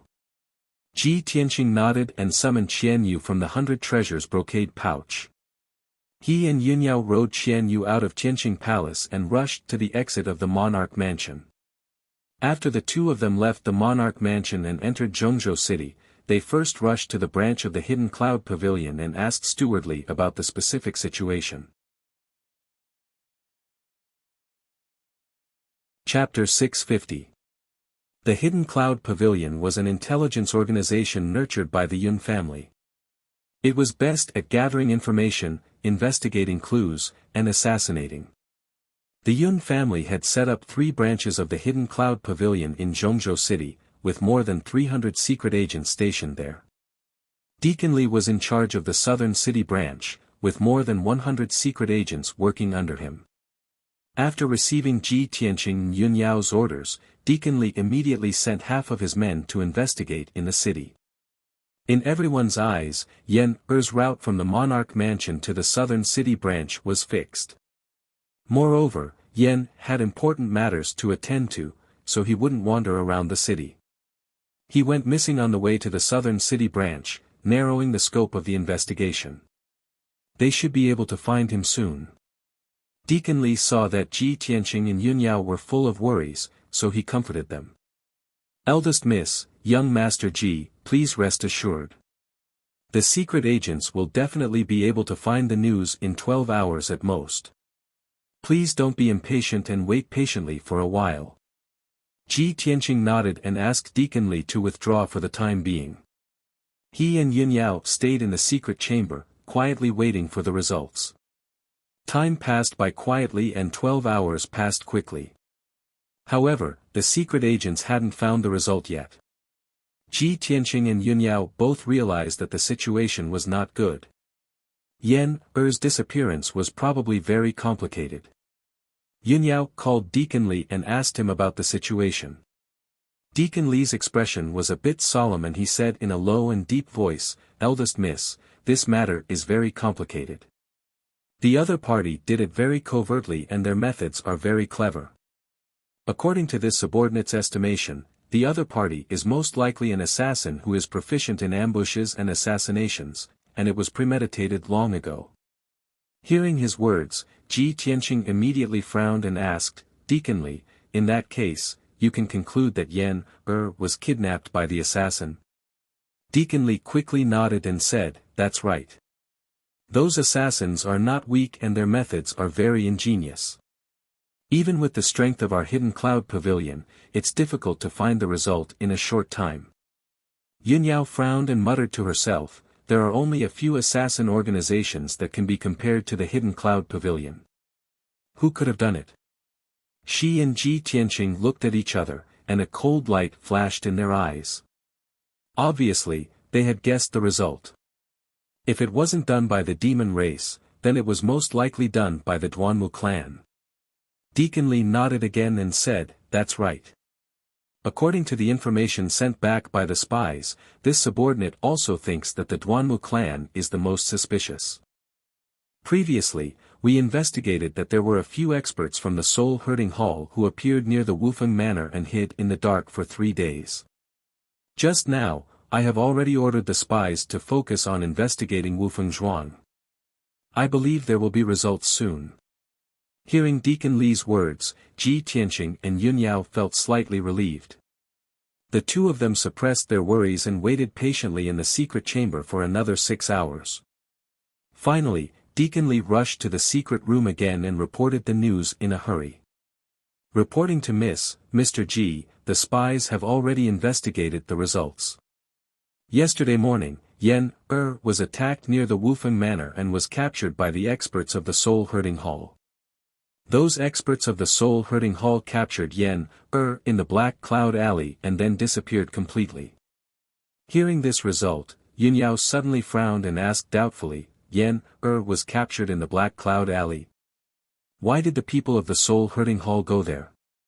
Deacon Li shook his head with a dignified expression, this subordinate doesn't know, but this subordinate has sent people into the underground dark city and is doing his best to investigate. When Ji Tianqing heard the two unfamiliar names Black Cloud Alley and Underground Dark City, he immediately showed a puzzled expression. What does the Underground Dark City mean? Yunyao motioned Deacon Li to retreat and patiently explained to Ji Tianqing, Tianqing, you just came to Zhongzhou City not long ago and have been busy with cultivation, so you haven't heard of the Underground Dark City. The Underground Dark City is a dark underground city hidden under the surface of Zhongzhou City. Speaking of the origin of this underground dark city, it has to be traced back to the ancient times. At that time, the demon army swept the world and almost occupied the entire continent. The demon army besieged Zhongzhou City. The experts of the human race, demon race and water race fought desperately and launched an earth-shattering war. In that earth-shattering war, more than half of Zhongzhou City was destroyed and turned into a dilapidated city. The earth in a radius of hundreds of miles turned into an abyss. The remaining half of Zhongzhou City also sank into the abyss and was swallowed by the darkness. Many years later, the demon army was defeated by the alliance of various races and retreated to the northern desert. They retreated and recuperated. The monarch mansion built this Zhongzhou City on the abyss and let Zhongzhou return to peace and tranquility. After listening to Yunyao's explanation, Ji Tianqing nodded and said, so that's how it is. Now under this Zhongzhou City, there is an abandoned ancient city from the ancient times. However, thousands of years have passed. Didn't that underground abandoned ancient city turn into ruins long ago? Yunyao shook her head lightly and explained, in the ancient times, although that ancient city was not as prosperous as today's Zhongzhou City, it was still the most majestic city under the heavens. Although more than half of that ancient city was destroyed and sunk deep underground, many ancient buildings were still preserved and there were many broken formations protecting it. So far, the abandoned ancient city was still preserved. Many martial artists from all walks of life lived there, and there were also many evil people hiding there. That abandoned ancient city became a place to hide evil. It was full of darkness and murderous aura, so it was called the Underground Dark City. There are several entrances to the Underground Dark City. Black Cloud Alley is one of the entrances. Ji Tianqing roughly understood what kind of place the Underground Dark City was. He asked with a grave expression, since the Underground Dark City is so dark and violent, Yen was captured by Soul Shepherd Hall's people. His situation must be very dangerous. However, why didn't Soul Shepherd Hall's people take him back to Duanmu family's Qingmu city, but instead to the underground dark city? Yun Yao frowned and thought for a moment. She said in a low voice, Duanmu family controls half of the medicine business in the Zhongzhou continent. Of course, their power has penetrated the underground dark city. I remember that Duanmu family has a shadow palace in the underground dark city. It specializes in selling and trading some materials and poisons that are strictly prohibited by the imperial court. Hearing this, Ji Tianqing's eyes flashed with a cold light. He said in a cold voice, so, Yen is likely to be captured to the Shadow Palace. What are we waiting for? Let's enter the underground dark city now and go to the Shadow Palace to rescue Yen Yun Yao shook her head gently and said, Tianqing, don't be impatient. Let's wait for the news from the Hidden Cloud Pavilion first. The two continued to wait. Very quickly, another 6 hours passed. So far, the two had been waiting for a whole day. Deacon Li entered the secret room again and reported respectfully, Young Master Ji, the spies have investigated clearly. Yen was indeed captured to the underground dark city. He was taken into a dilapidated manor and never appeared again. Chapter 651. The result of Deacon Li's report caused Ji Tianqing and Yun Yao to be stunned for a moment. Yen was captured and brought into a dilapidated manor. He was actually not captured and brought to the Umbra Palace. What exactly does the Duanmu clan want to do? The two of them glanced at each other in confusion, then hurriedly stood up and left the secret room to rush towards Black Cloud Alley. Deacon Li originally wanted to send a team of spies to protect them, but Ji Tianqing refused. The spies of the Hidden Cloud Pavilion are mostly at the 7th or 8th level of the Origin Core stage, and are utterly unable to be of any help. Deacon Li, you only need to send a spy to lead the way for us. Since Ji Tianqing had spoken, Deacon Li naturally did as he was told, and sent a young spy that was astute and agile to lead the way for Ji Tianqing and Yun Yao. The three of them left the Hidden Cloud Pavilion's branch and rushed towards Black Cloud Alley with their fastest speed. After an hour, the three of them arrived at Black Cloud Alley. When Ji Tianqing saw the situation in the alley clearly, he only felt disbelief. This was a dirty and old alley, and both sides of the alley were low earthen houses, tiled houses, and wooden sheds. The ground was full of potholes and was covered in muddy water. Walking in the alley, Ji Tianqing saw over 10 martial artists in ragged clothes that had disheveled hair and collapsed under the eaves of the sheds by the side of the road. There were also a few martial artists that wore tattered armor that walked out from the depths of the alley, and their footsteps were unsteady as they limped through the muddy water. They hadn't even walked close when the stench of alcohol assaulted their nostrils, causing them to raise their eyebrows. These were obviously a few drunkards. Ji Tianqing found it hard to believe that there was actually such a dirty, disorderly, and vile alley in the flourishing central continent city. If it wasn't for Yun Yao telling him that the depths of Black Cloud Alley was the entrance to the underground city, he would truly suspect that he had entered the slums. The three of them calmly and quietly passed through the alley, and after walking for over 1,000 meters, they arrived at the end of Black Cloud Alley. Before them was a low and old house, and the dilapidated door was dyed with dark red bloodstains. There were 2 huge red lanterns hanging at the door, which were still lit with a dim yellow light. Ji Tianqing walked into the house, past the fake mountains and pond in the courtyard, and arrived at the dimly lit hall. A stooped old man in a black robe with white hair and beard silently appeared behind the three of them. "Young man, this is not a place you should be." A low and hoarse voice rang out. It contained an eerie ghostly aura, causing people to feel a chill down their backs. Ji Tianqing turned his head and couldn't help but frown when he saw the appearance of the black-robed old man. The black-robed old man was hunched over. His face was pale and bloodless. He was missing an eye, and there were several hideous sword wounds. His ears were also bald, as if they had been shaved off. Such a stooped old man with skin as dry as tree bark and a terrifying face looked like a mummy that had crawled out of a grave. However, Yin Yao had told Ji Tianqing that this black-robed old man was the legendary ghost servant, one of the gatekeepers of the Dark City.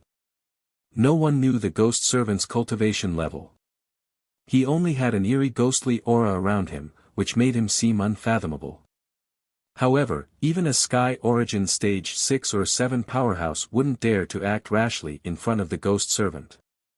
"Senior, we have something to do in the Dark City. Please make an exception." Ji Tianqing bowed to the ghost servant. After explaining the purpose of their visit, he handed over 3 spiritual stones. The ghost servant glanced at Ji Tianqing with his empty eye and grinned with his sparse teeth. "Hee, little guy, you're quite sensible." He reached out his shriveled hand and took the 3 spiritual stones and put them into his interspatial ring. Then, he led Ji Tianqing and the other 2 out of the hall and walked into a dark secret room. On the floor of the secret room, there was an extremely complicated and mysterious array. When the ghost servant opened the array, an underground passage appeared on the ground. The entrance of the cave was dark and cold. It was obviously leading to the Dark City. Ji Tianqing, Yin Yao, and the young secret agent entered the underground passage one by one. They walked along the dark and cold passage and went underground. The passage was winding and it was unknown how far it went underground. Until 2 hours later, when a bridge appeared in front of the passage, there was some light in the surroundings. Ji Tianqing walked to the dark stone bridge and looked around. He couldn't help but reveal a surprised expression. Under his feet was a black arch bridge that was hundreds of meters long. Under the bridge was a large river that was hundreds of meters wide. In the river, there was turbulent black water flowing endlessly, making a rumbling sound. Above his head was a dome that was thousands of meters high. That was the rock layer under the continent's central city. In the distance, there was an empty and dark sky. A dark red moon was floating in the sky, sprinkling down a dim light red light. The earth in the distance was very desolate. There were collapsed city walls, attics and halls, collapsed houses, and huge statues half hidden in the mud. The various scenes that he saw all showed how glorious this abandoned ancient city used to be. Ji Tianqing stood on the arch bridge and looked for a while. Then he crossed the stone bridge. Under the guidance of the young secret agent, he walked into the depths of the Dark City. Along the way, he saw the dilapidated palaces and pavilions in all directions. There were mysterious martial artists coming in and out. Most people acted alone, wearing a wide robe and a cloak that covered their face, hiding their true face.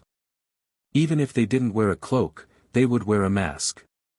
Everyone was in a hurry and never talked to strangers. Inside those ruined buildings, there were many places for people to trade and sell their wares. While hurrying, Yin Yao said to Ji Tianqing with spiritual sense sound transmission, "Tianqing, although the Dark City is gloomy and terrible, full of darkness and violence, there are many experts here.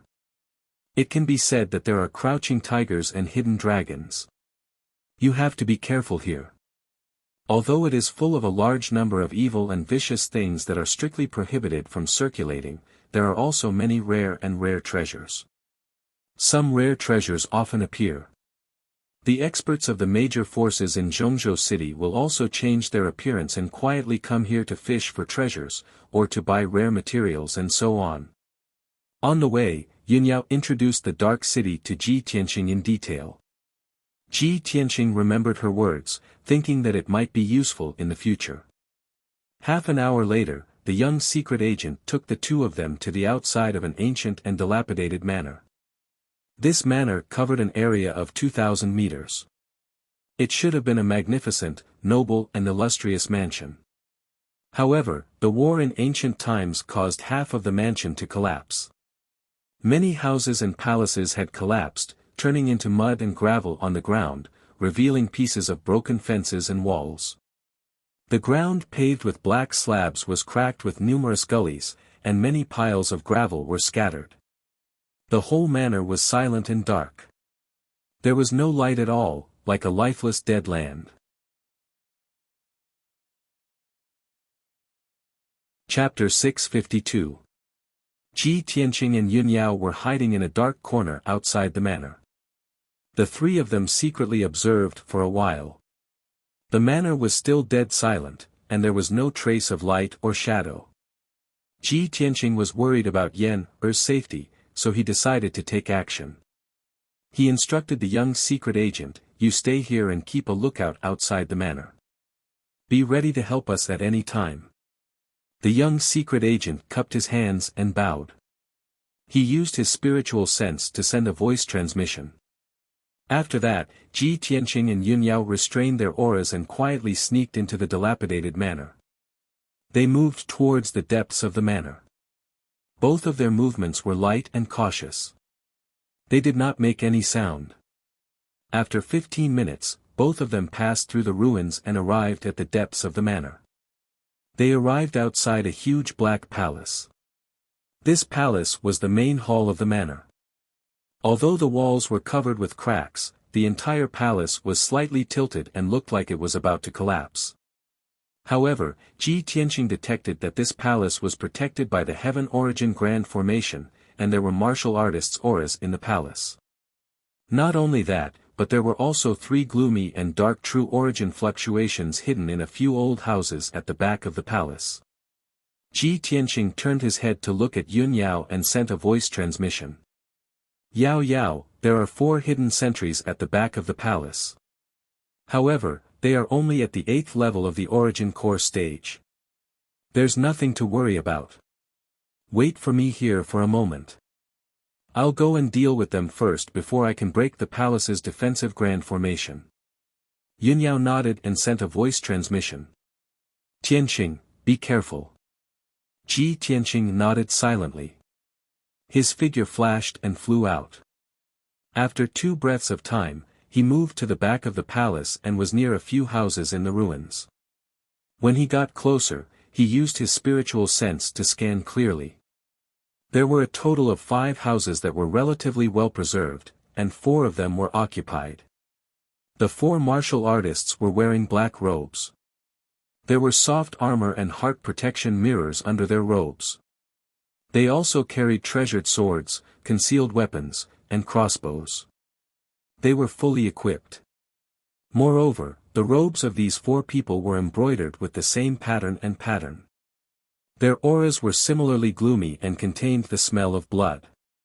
Even though the 4 of them were meditating in the room, they were still on guard at all times. Seeing this scene, Ji Tianqing frowned slightly as a cold light flashed in his eyes. He thought to himself, "Looks like these 4 fellows are the assassins of the Soul Shepherd Hall, the ones who captured Yan Er." Relying on his strength, killing 4 8th-level origin core stage experts was simply easy. However, it was very difficult to do it without alerting the experts and powerhouses in the palace. Ji Tianqing pondered for a moment and immediately had an idea. Earth Emperor Shield. He muttered in his heart and quietly used his Earth Elemental True Essence to burrow into the ground.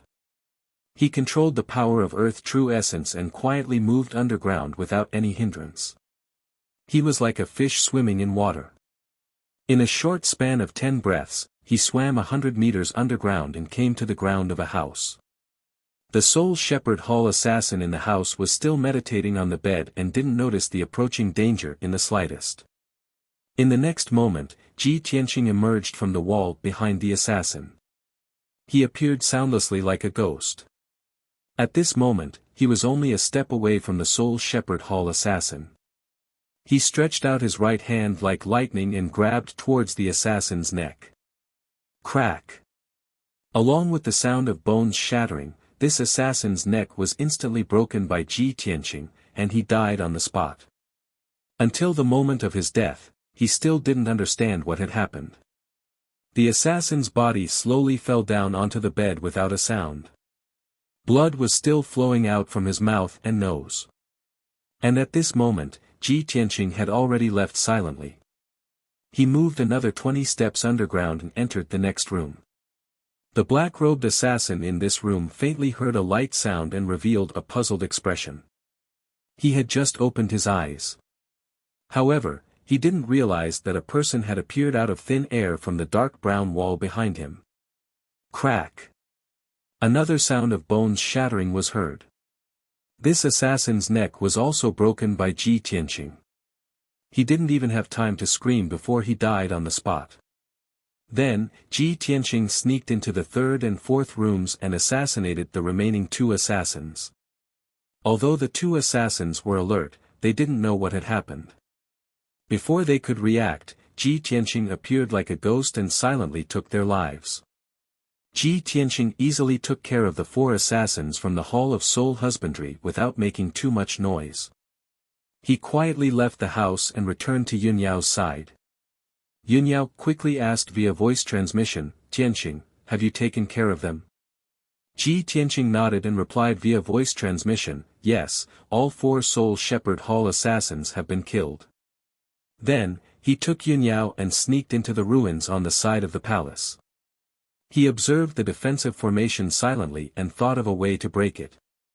After observing for a while, he frowned doubtfully and thought to himself, the defensive formation of this palace isn't a remnant formation from the ancient times. It was set up in recent years. Strange, this is just an ordinary low-grade heaven origin formation. Could it be that the experts in this palace have very ordinary attainments in formations?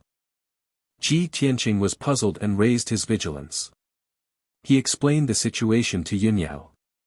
Then, he performed a secret formation technique and started to break the formation. The low-grade heaven origin formation was very easy for a formation grandmaster like him. It wasn't even worth mentioning. In just a few minutes, he broke a hole in the defensive formation. Swoosh! Swoosh! Ji Tianqing and Yunyao went through the hole in the formation and entered the defensive formation. Although the palace had a black iron gate, they didn't go through the gate. They went through the window of one of the rooms on the first floor and directly entered the palace. The interior of the palace was dilapidated and very old. It was full of cracks and piles of gravel and debris. The air was filled with a damp and rotten smell. It was nauseating. Ji Tianqing and Yunyao both had the strength of heaven origin stage. They held their breath and quickly shuttled through the palace, searching for traces of Yen, Both of them released their spirit senses to explore the situation around. They didn't miss any room or secret room, even the underground. Not long after, they searched the entire first floor of the palace but found nothing. They just went up to the second floor of the palace and entered a spacious hall. They were about to use their spirit senses to search. At this time, Ji Tianqing suddenly saw 4 statues standing in the 4 dark corners of the hall. Each statue was more than 3 meters tall. They were dark brown all over and the carvings were lifelike. They didn't look like remnants from the ancient times. In terms of appearance, the 4 statues were all of the demon clan. Half of them were like humans and the other half were like eagles. Ji Tianqing stepped toward one of the statues and prepared to observe it closely. However, the statue suddenly moved and opened its eyes, revealing a pair of dark golden bright eyes. Chapter 653. Ji Tianqing saw that the black stone on the surface of the statue was cracking and falling to the floor. In just a few breaths, the statue completely shattered, revealing a 3-meter-tall harpy with a robust and powerful body. This demon had the head of a human and the body of an eagle. It had the wings and sharp claws of an eagle, but it also had a pair of arms similar to that of a human.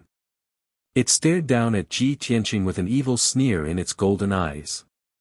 "Human kid, how dare you break into the Wandering Soul's fortress and disturb our sleep? You are courting death." The harpies opened their sharp beaks and spoke the human language with a strange accent. At the same time, the other 3 statues in the corner of the hall cracked and showed 3 harpies with the same fierce vibes. The 4 harpies stared at Ji Tianqing and Yunyao coldly, slowly approaching the center of the hall. Yunyao was holding the cold moon sword, standing side by side with Ji Tianqing, looking around alertly. "Tianqing, this is the golden-eye winged man. It is fast and powerful. It is good at fighting. It is said that this race was wiped out 1,000 years ago. There are only a few golden-eye winged men left. I didn't expect to see 4 of them here. Golden-eye winged men. Ji Tianqing raised his eyebrows and casually said, they are just 4 Sky Origin Stage Level 2 beasts. What is there to be afraid of? He coldly stared at the golden-eye winged man and asked, 2 days ago, did the Hall of Soul Husbandry catch a human boy and keep him here? The golden-eye winged man showed a mocking look. Kid, what is the Hall of Soul Husbandry? I have never heard of it. As for the human boy, I have eaten him long ago. He was delicious. Since you 2 are here, I am going to have a good meal today. TSK, TSK. Although Ji Tianqing could tell that the golden-eyed winged being was lying, he was still enraged. A cold killing intent flashed in his eyes. You are courting death. Ji Tianqing shouted and suddenly waved his hand to shoot out a fiery sword light toward the golden-eye winged man, Red Dragon Flash. The 10-meter-long fiery sword light lit up the spacious hall like a fiery dragon. It was about to hit the golden-eye winged man. The golden-eye winged man's pupils shrank. His body was covered with golden light, and he quickly dodged aside. However, no matter how fast he was not as fast as Ji Tianqing's Red Dragon Flash. Bang! With a muffled sound, Crimson Dragon Flash pierced through the chest of the golden-eyed winged man, shattering his heart and internal organs. Its 3-meter-tall body exploded into pieces of flesh and blood, scattering in the corner of the hall. Suddenly, the air smelled blood of the golden eye. The other 3 golden-eyed winged beings were smirking coldly, thinking about how to torture Ji Tianqing and Yunyao. Suddenly, they saw that their companion had been killed by a sword strike. The 3 of them were stunned, and their golden eyes were filled with horror. Seizing the opportunity, Ji Tianqing used the Golden Emperor Slash and charged toward the other golden-eyed winged man with unparalleled ferocity. Yunyao also waved her Cold Moon Sword and used the Heavenly Star 5 swords. She slashed out 5 huge sword lights and attacked the golden-eye winged man on the left. The 3 golden-eye winged men finally came back to their senses and roared angrily. They flapped their wings and used a secret technique. They shot out sharp blades of light and shadow to block the attacks of the 2 people. The saber lights and sword shadows of the 2 sides clashed fiercely, creating a loud rumbling sound that reverberated in the hall. An incomparably violent shockwave fiercely struck the hall, causing huge cracks to appear on the ground and walls. The entire palace also shook violently. Ji Tianqing's golden eye slash was unstoppable. It cut through all obstacles and hit a golden-eye winged man. That golden-eye winged man was cut in half by the giant sword. His body and blood scattered on the ground. The remaining 2 golden-eye winged men were scared out of their wits by Ji Tianqing's power. They attacked twice symbolically and then retreated in a hurry. They wanted to escape from the hall. However, Ji Tianqing was determined to kill them. How could he let them escape? Water split. He released a huge sword light that was more than 10 meters long and killed a golden-eye winged man on the spot. He also smashed the entire wall of the hall. Yunyao also used the moonlight essence. She slashed out a crescent-shaped light blade and killed another golden-eye winged man on the spot. In the blink of an eye, all 4 golden-eye winged men were killed. The hall was also torn apart. The whole palace was on the verge of collapse. Huge rocks kept falling down. These 4 golden-eye winged men are only guards. There's an even stronger mastermind behind them. They've surely been alarmed now.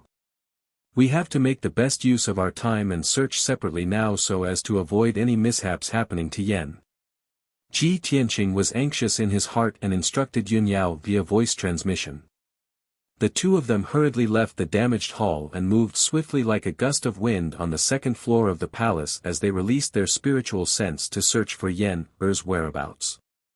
The 2 of them acted separately and spent 100 breaths of time to search all the 100-plus rooms on the 2nd floor of the palace. However, they were unable to find Yen Er. Thus, the two of them hurriedly rushed up to the third floor of the palace. This floor was obviously a secret place of the palace. There were only a mere 10+ rooms and 2 secret rooms. Every room and secret room was extremely spacious. Moreover, a defensive grand formation was set up, and there were even a few human martial artists acting as guards. However, those human martial artists only had a strength at the 8th or 9th level of the origin core stage. Ji Tianqing and Yun Yao used some tricks and only used 3 to 5 moves to instantly kill the guards. After they killed all the guards, the two of them hurriedly started searching. The defensive grand formations of the various rooms and secret rooms were capable of obstructing the detection of spiritual sense, causing their searching speed to become extremely slow. Right when the two of them were patiently breaking open the formation, Ji Tianqing suddenly sensed that a gloomy and obscure formidable aura was silently fleeing the palace and flying towards the outside. Want to flee? His brows raised as he emitted a cold shout, and then his figure flashed out of the palace and chased out. Swoosh! He transformed into a golden flowing light that smashed open an enormous hole in the palace wall before flying into the dim and lightless night sky. He raised his head to look ahead and saw a thin figure in a black robe carrying a little boy as it flew swiftly in the night sky 200 meters away. Bastard, where do you think you're going? Ji Tianqing shouted out furiously with a murderous aura, and then he exploded out with vast true essence as he chased after the figure like a flowing light. Swish! In the blink of an eye, he'd caught up to the black-robed figure and stopped the black-robed figure in the sky above the ruins of the manor. Meanwhile, Ji Tianqing saw clearly that the black-robed figure was a thin and slovenly old man. His disheveled long hair covered half of his face and only revealed a pair of eyes that flickered with flames. Chapter 654. Yen Er was in a coma. His breath was very weak, and his handsome face was as pale as paper. His white robe was stained with dark red blood, and there were several obvious wounds on his body, so deep that his bones could be seen. Apparently, Yen had fought fiercely with the assassins of the Hall of Soul before he was captured. At this moment, Yun Yao had also arrived. She stood 100 meters behind the black-robed old man and surrounded him with Ji Tianqing. She also saw Yen Er, who was seriously injured and unconscious. Her face turned cold as ice. In their minds, Yen Er's life had been rough, and he had endured a lot of hardships, which made them feel sorry for him. At this moment, when they saw Yen Er was seriously injured, they were furious, and a strong murderous intent burst out from their bodies. Ji Tianqing stared at the black-robed old man coldly and asked in a deep voice, "Who are you? Why do you want to capture Yen Er?" The black-robed old man stared at Ji Tianqing and said in a deep and hoarse voice, "Kid, this is between me and him. It has nothing to do with you. If you don't want to die, get out of my way." Ji Tianqing thought that the black-robed old man had asked the assassins of the Hall of Soul to capture Yen Er to deal with him. But he didn't expect that the black-robed old man had a personal grudge against Yen Er. At this moment, Yun Yao pointed her sword at the black-robed old man and shouted angrily, "Nonsense! Yen Er is only 11 years old. He has never been in the martial world. How could he be your enemy?"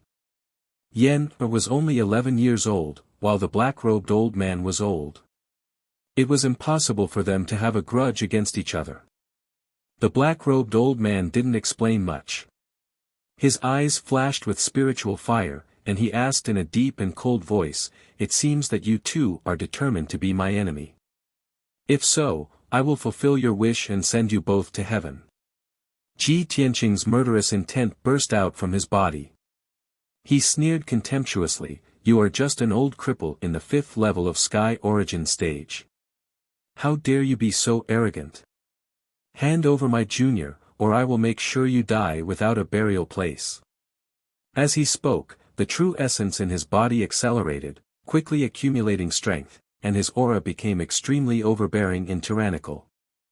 The black-robed old man sneered, grabbed Yen-Er and threw him into the distant night sky. The unconscious Yen-Er cut through the night sky and fell toward the ruins 1,000 meters away. Shwa!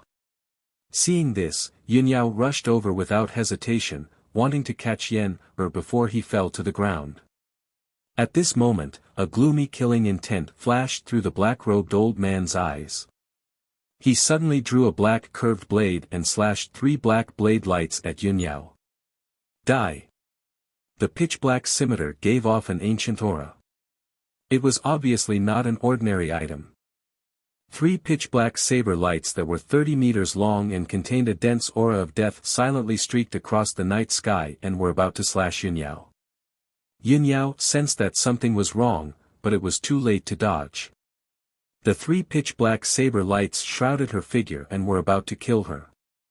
At this critical moment, Ji Tianqing, who had been ready for a long time, rushed to Yunyao's side in a flash. He stood in front of Yunyao and used the Golden Rock Wings fusion technique, using his golden wings to block the saber light descending from the sky. Bang! Bang! Bang! The huge saber lights slashed the golden wings, producing a deafening muffled sound.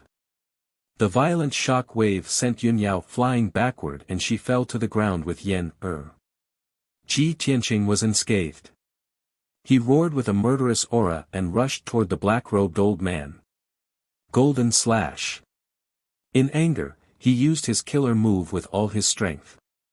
He released a giant golden sword that was 100 meters long and slashed toward the black-robed old man with a force that could split heaven and earth.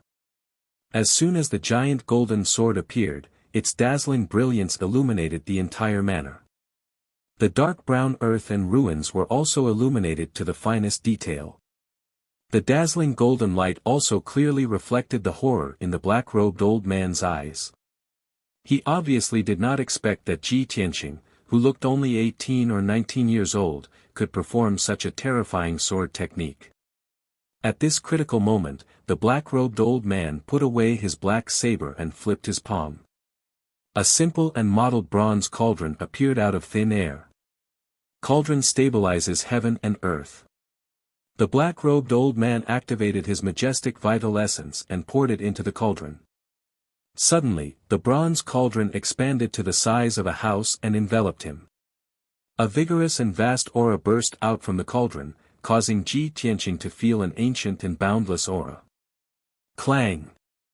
In the earth-shattering sound, the giant golden sword slashed the bronze cauldron. Suddenly, the bronze cauldron fell from the sky and smashed into the dilapidated manor, creating a deep pit with a radius of 1,000 meters. The giant golden sword also exploded with a bang, bursting out a shock wave like a torrent of golden light, sweeping in all directions. The entire manor was destroyed. The broken walls and brick ruins were blasted into dust by the shock wave. Fortunately, Yunyao had fled the manor with Yen-Er and hid in the ruins a few miles away, blocking the bombardment of the shock wave. In the deep pit, a huge crack appeared on the surface of the bronze cauldron. Raging red flames were constantly emerging from the crack. Ji Tianqing flew above the deep pit and looked down at the bronze cauldron. He was about to perform his unique skill again. Although this bronze cauldron was an ancient treasure, it was a top Tianyuan level treasure and could be called a magic tool. However, this bronze cauldron was too old and dilapidated, and its power was very weak. Ji Tianqing would be able to break the cauldron if he slashed a few more times. At this moment, the cauldron suddenly shrank thousands of times, and the black-robed old man's figure appeared again. He was safe and sound, but his eyes were a little ferocious and crazy. "You despicable little bastard, you actually destroyed this old man's treasure. I'm going to kill you and use your flesh and blood to feed the spiritual snake." The black-robed old man cursed in a vicious tone. He quickly put away the bronze cauldron and waved his hand to shoot out a red flame. Swoosh! The crimson flame flew into the night sky and immediately expanded countless times in size. Suddenly, a colorful spiritual snake of flame appeared. It flew rapidly in the night sky and rushed toward Ji Tianqing. The spiritual snake of flame was hundreds of meters long. It was like a divine dragon of flame. It was surrounded by monstrous flames and exuded a terrifying heat. The air in all directions was burned clean by the high temperature. The area within a radius of 1,000 meters became a vacuum. The broken walls and brick ruins on the ground were burned red and turned into dark red magma. As the spiritual snake of flame flew, the dark red magma on the ground also flew into the sky. It condensed into pillars of magma and blasted toward Ji Tianqing. Ji Tianqing sensed the terrifying power of the spiritual snake of flame. He frowned and his eyes became serious. Is this a treasure or a demonic beast? There are 9 different colors of flames. This huge dragon-like spiritual snake of flame was neither a magic weapon nor a demonic beast. It was a flame with intelligence.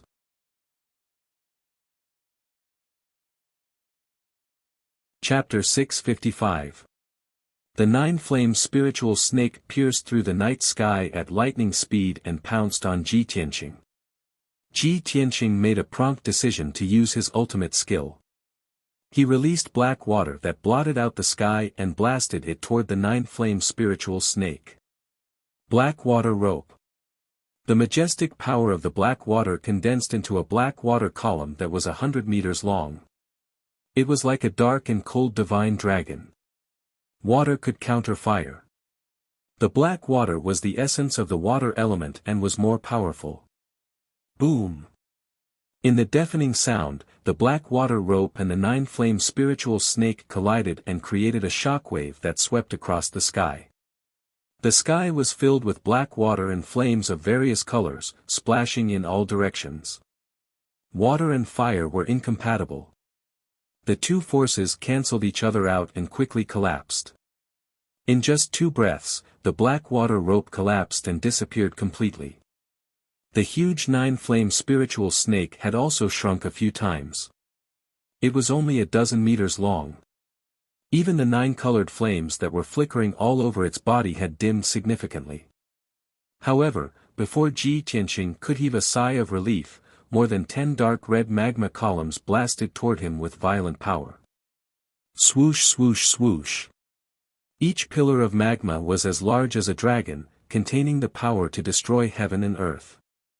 Ji Tianqing was surrounded by lava pillars from all directions. There was nowhere for him to hide, and there was no way for him to escape. At this critical moment, he folded his golden wings without hesitation. Golden rock wings fusion. A pair of large golden wings wrapped around him, protecting his body tightly. Boom boom boom. A total of 16 magma columns blasted the golden wings and instantly drowned Ji Tianqing's figure. At that moment, flames rose in the sky and magma splashed. It was as if a bright red sun had lit up the sky and lit up the surrounding 10 miles.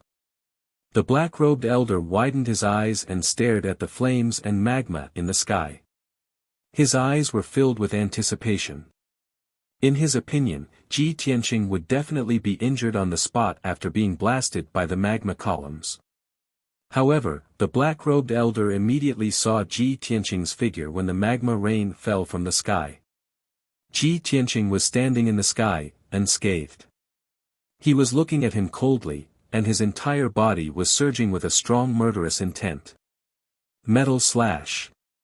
Ji Tianqing roared angrily and released a 100-meter-long golden sword light that slashed toward the black-robed old man. The giant golden sword tore through the night sky at lightning speed, containing an extremely domineering and fierce aura.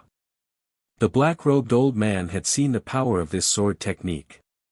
Even the bronze pill cauldron had a huge crack. When he saw the giant golden sword coming at him, his expression immediately changed, revealing a look of intense fear. At the critical moment, he formed a mysterious seal with both of his hands. He activated his majestic power and shot out a crimson flame into the 9-flame spiritual snake. Instantly, the 9-flame spiritual snake's body expanded once again, returning to 100 meters long. Spiritual snake protection.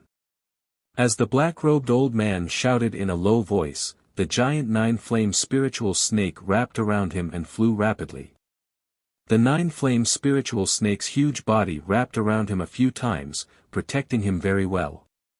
The next moment, the giant golden sword slashed the nine-flame spiritual snake's body violently, creating a loud and dull sound.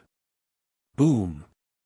The giant golden sword collapsed on the spot, bursting into golden light fragments that blotted out the sky and covered the earth. The nine-flame spiritual snake and the black-robed old man were both sent flying backward. They drew an arc in the night sky and fell toward the ruins below. Moreover, the nine-flame spiritual snake was severely injured. Its body shrunk again, and it let out a sorrowful cry. Seeing this, Ji Tianqing immediately frowned and a tinge of surprise flashed in his eyes.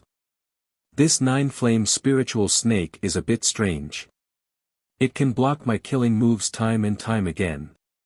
Ji Tianqing could tell that although the nine-flame spiritual snake was not a celestial artifact, its power and effects were better than a celestial artifact. It must be the black-robed old man's trump card. An idea popped up in his mind.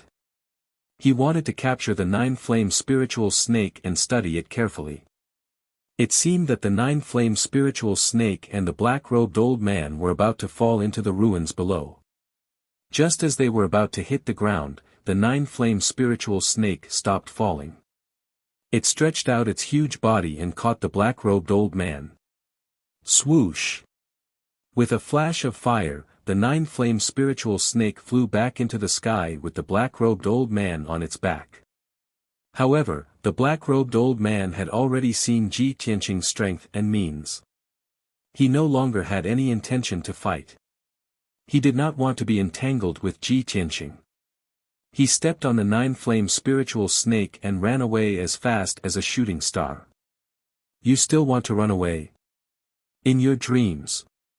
Ji Tianqing shouted with a murderous intent and chased after the old man without hesitation. Swoosh! He turned into a golden shooting star and pierced through the night sky like a sharp sword, making a sharp air-rending sound.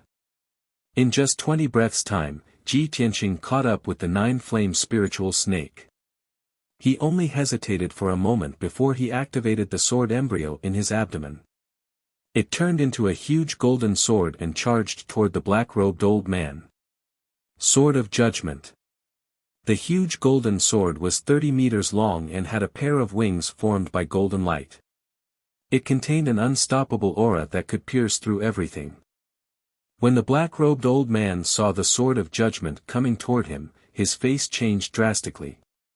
His eyes were filled with horror.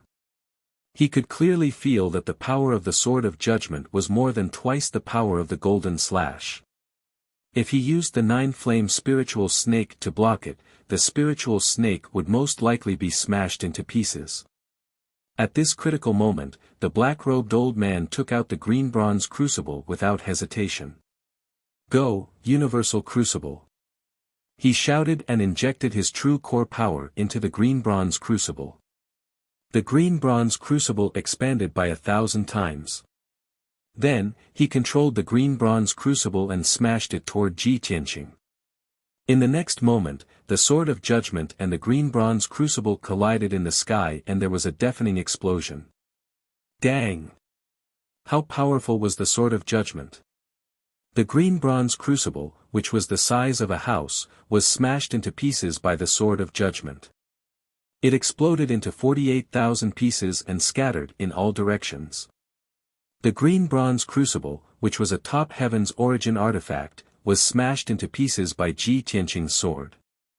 The deafening explosion and violent shockwaves, mixed with the countless pieces of the green bronze crucible, swept across the area with a radius of a few thousand meters.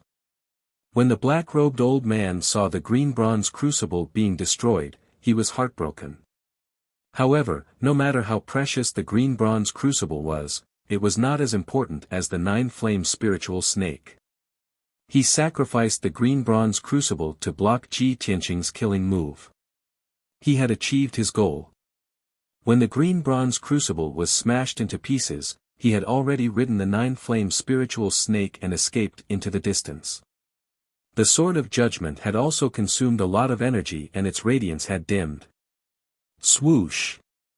The giant sword lost its dazzling radiance and suddenly shrunk countless times. It flew back to Ji Tianqing and went back into his stomach. Ji Tianqing looked at the sky in front of him.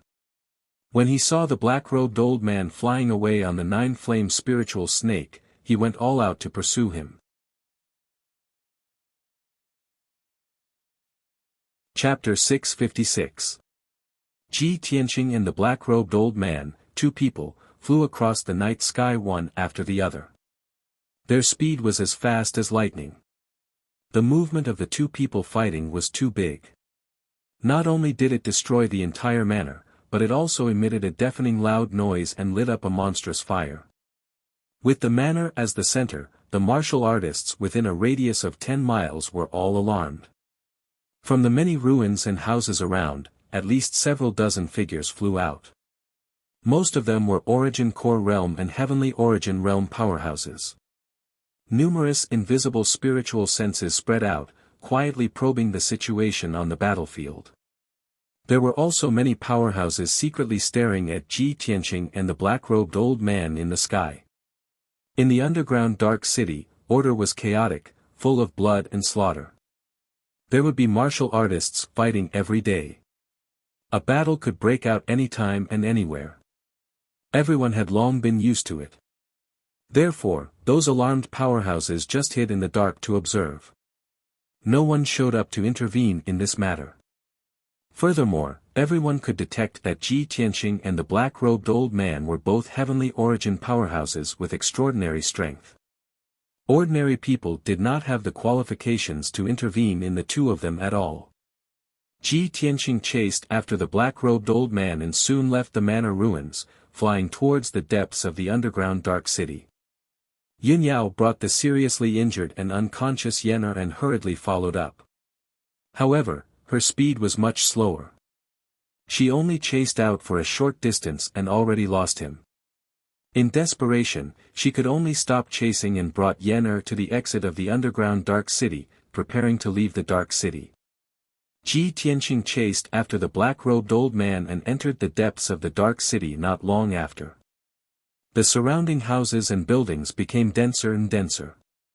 Most of the buildings were well preserved. There were also many rebuilt houses and palaces. Under the dim curtain of night, many houses and buildings were lit up with lights. There were also many chaotic martial artist auras, as well as noisy noises. At this time, the black-robed old man descended from the sky and drilled into an old house and street. Ji Tianqing chased after without thinking, using spiritual senses to search for traces of the black-robed old man. However, the black-robed old man was very familiar with the environment and terrain of the underground dark city. He entered the old streets and alleys, scurrying around like a rat in a tunnel. His whereabouts also became erratic, making it hard for people to catch him. Ji Tianqing tried his best to follow closely, but after passing through 3 streets, he could no longer find any trace of the black-robed old man. He released his invisible spiritual sense to cover an area with a radius of 500 meters. He carefully searched for the black-robed old man's aura, not even letting go of the corners and the underground. However, after searching half the street, he couldn't find any clues and completely lost them. This result made his face gloomy, and he murmured angrily, "Damn old thing, relying on his familiarity with the underground city, he actually got rid of me." No way, after all, he entered the underground dark city for the first time, and his eyes were completely black. The black-robed old man had obviously lived in the dark city for many years and knew every street and corner like the back of his hand. Ji Tianqing stood outside a palace at the end of the street. His brows were tightly furrowed as killing intent flashed in his eyes. "The next time I meet him, I absolutely won't let him escape," he muttered with a heart full of resentment, and was about to turn around and leave. But right at this moment, 4 figures abruptly rushed out from the black palace behind him, arriving at his side swiftly like lightning. Swish! Swish! Swish! Swish! 4 human martial artists wearing black armor drew their swords and sabers one after another, surrounding him. Ji Tianqing frowned, and his gaze coldly glanced at the 4 martial artists. He saw that these 4 human martial artists all had strength around the 8th level of the origin core stage. They wore standard armor and seemed to be the guards of the palace. One of the martial artists with a tall and sturdy figure stared at him with a ghastly gaze and shouted in a deep voice, "Who are you, to actually dare use your spiritual sense to spy on our dark shadow palace?" Hearing this person's words, Ji Tianqing's brows instantly raised, and a strange light flashed in his eyes. Dark Shadow Palace? This is the Dark Shadow Palace. Earlier, he chased the black-robed old man here and completely lost his aura and clues. He had indeed used his spiritual sense to investigate the situation within the palace, searching for the black-robed old man's whereabouts. However, he was unable to find traces of the black-robed old man, and only detected that there were over 100 martial artists living within the palace. Those martial artists were mostly Origin Core stage experts, and there were even a few Sky Origin stage experts holding down the fort. Ji Tianqing didn't know where this palace was, and was just about to turn around and leave. Unexpectedly, the 4 guards rushed out and surrounded him, allowing him to know that this palace was the Dark Shadow Palace. Ji Tianqing was rather surprised, and his face revealed a playful sneer. No wonder that old cripple's aura vanished when he fled here. Looks like he's most likely hiding within the Dark Shadow Palace. The 4 armored guards didn't notice Ji Tianqing's abnormality. The person in the lead still had an icy cold gaze, and he furiously shouted with a murderous aura, "Speak quickly. What exactly do you want to do by spying on the secrets of the Dark Shadow Palace with ill intentions?" Ji Tianqing didn't answer his question, and instead asked, "Is this Dark Shadow Palace the property of the Duanmu family?" The 4 guards' faces changed, and a cold light flashed across the leader's eyes, and he shouted in a deep voice, "You thief, you really have ulterior motives. Take him down." Following the leader's cold shout, the 4 of them waved their swords, and a dazzling sword light slashed towards Ji Tianqing. "Humph. Seeking your own death." Ji Tianqing coldly laughed, and a cold murderous intent flashed across his eyes. He turned a blind eye to the sword light slashing towards him from all directions, and as fast as a flash of light, he waved his hands and shot out 4 golden sword lights. Swoosh swoosh swoosh swoosh. The sharp sword light flashed wildly, and in an instant, it slashed across the necks of the 4 guards, causing blood to splatter everywhere. The bodies of the 4 guards instantly froze, and they stopped waving their swords. Their hands clutched their throats, and their eyes widened in horror. Their attacks were easily dodged by Ji Tianqing. Their attacks landed on the ancient black stone ground and produced muffled sounds of bang bang bang bang bang. A moment later, the 4 of them were dead, and they fell to the ground with a plop plop, and no longer made a sound. At this time, Ji Tianqing had already walked to the entrance of the Dark Shadow Palace, and he lifted his foot to kick the heavy stone door that was 10 meters tall. Bam! In the deafening sound, the black stone door that weighed tens of thousands of kilograms was kicked down by his foot, and it fell to the ground in pieces, causing the entire palace to shake non-stop.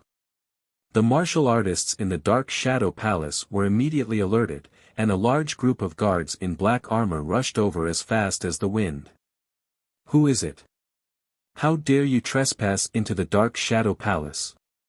You're courting death. How dare you cause trouble in the Dark Shadow Palace?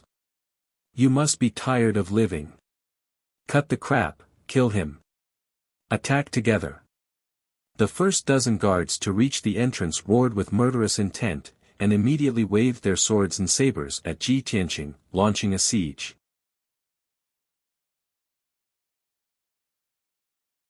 Chapter 657. Before entering the underground Dark City, Yun Yao told Ji Tianqing before that the Dark Shadow Palace was the Duanmu family's property. For the black-robed old man to be able to instruct the Soul Shepherd Hall's assassins to capture Yen Er, he must have some connection with the Duanmu family. Furthermore, he disappeared when he escaped to the vicinity of the Dark Shadow Palace. Ji Tianqing had reason to believe that he most likely hid in the Dark Shadow Palace. Therefore, Ji Tianqing wanted to go on a killing spree. Even if he could not find the black-robed old man, he would also destroy the Dark Shadow Palace. When over a dozen Origin Core Realm guards rushed over, Ji Tianqing revolved his majestic True Essence, condensing it into a True Essence shield, protecting himself. Bang! Bang! Bang! Several dozen blade lights and sword shadows slashed onto him, but they were all blocked by the True Essence shield. He waved both palms, his 10 fingers flicking repeatedly, continuously shooting out beams of golden sword light, charging towards the black-armored guards around him. Whoosh! Whoosh! Whoosh! Countless sword lights shot out in unison, emitting a sharp ear-piercing sound of tearing through the air, bringing along puffs of dark red blood flowers.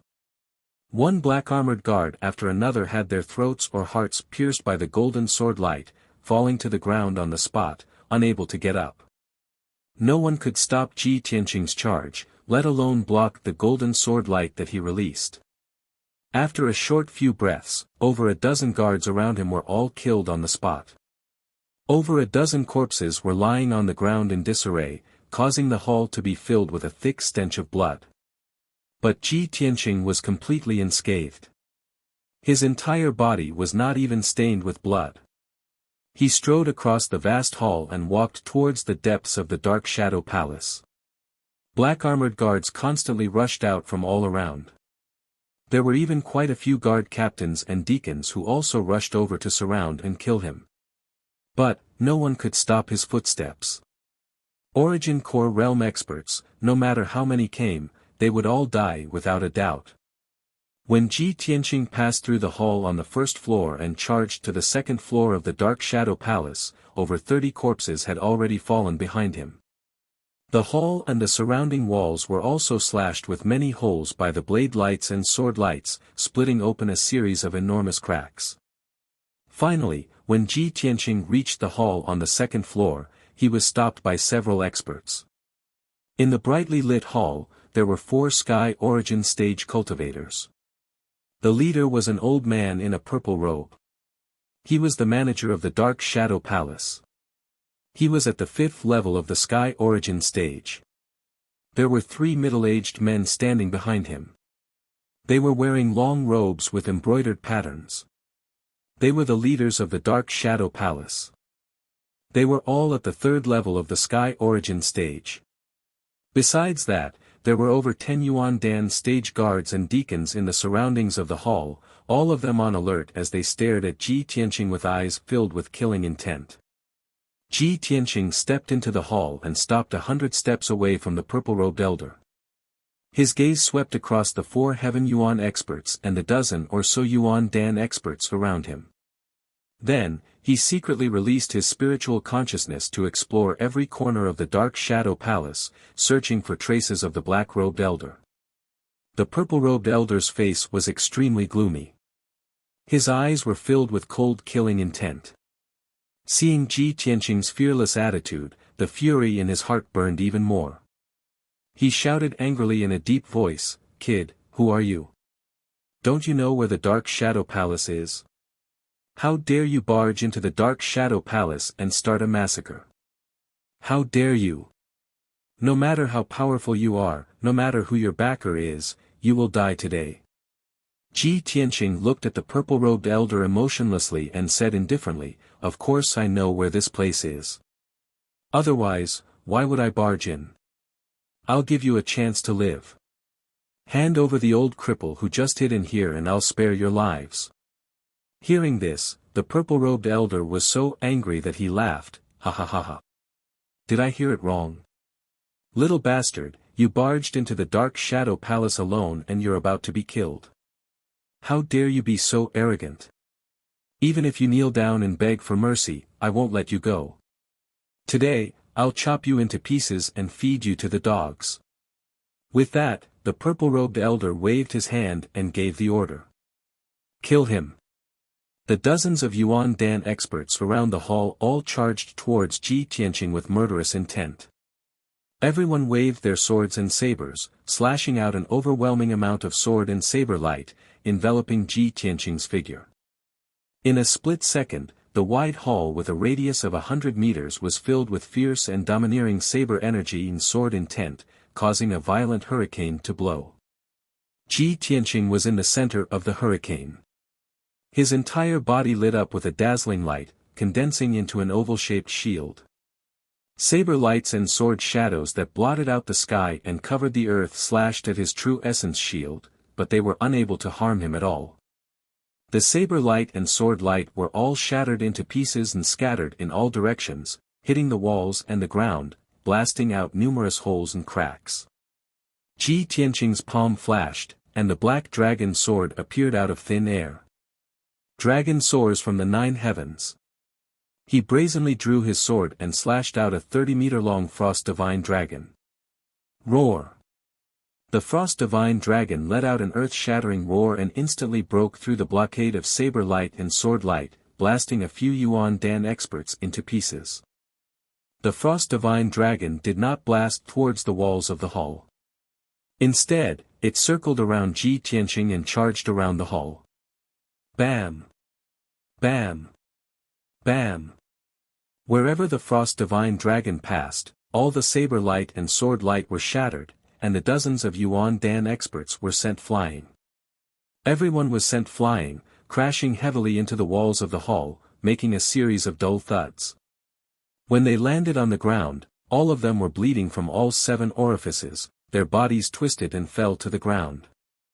12 experts were killed on the spot, turning into bloody corpses and no longer making a sound. The few lucky survivors were still breathing, but they were also severely injured. Their bodies twitched as they screamed in pain. In the blink of an eye, the hall became a scene of devastation, a complete mess. The ground and walls were filled with cracks, and huge rocks kept falling from the roof, smashing into the hall. Smoke and dust filled the hall, and it was filled with the thick smell of blood. The only people who were still standing were Ji Tianqing, the purple-robed elder, and the 3 leaders. The 5 of them were all Sky Origin experts. When the 4 powerhouses saw Ji Tianqing kill more than a dozen powerhouses with a single move, their eyes widened in shock. The purple-robed elder was both furious and shocked. His hands and his sleeves were trembling. All these years, he had been in charge of the Dark Shadow Palace. With the Duanmu family as his backing, no one dared to provoke him, and no one dared to cause trouble in the Dark Shadow Palace. He had been a tyrant for many years, enjoying all the glory and wealth. It had been many years since he had personally fought a battle. He did not expect to meet such a ruthless person like Ji Tianqing today. Not only did Ji Tianqing start a massacre in the Dark Shadow Palace, he was also so powerful. The purple-robed elder took a deep breath and calmed down, temporarily suppressing his anger. He frowned and said in a low voice, "Kid, who are you? How dare you go against the Duanmu family?"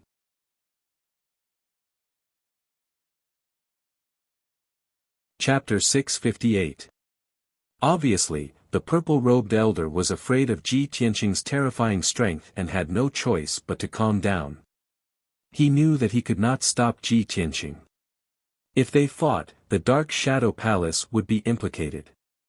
Therefore, he hurriedly used the Duanmu family as his backing, hoping to intimidate Ji Tianqing and temporarily stabilize him.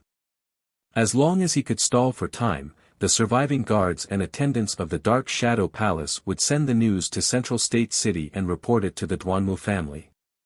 In at most 4 to 6 hours, Central State City would send experts as reinforcements. At that time, Ji Tianqing would not be able to escape even if he had wings and would definitely die. However, the purple-robed elder's plan was completely useless against Ji Tianqing.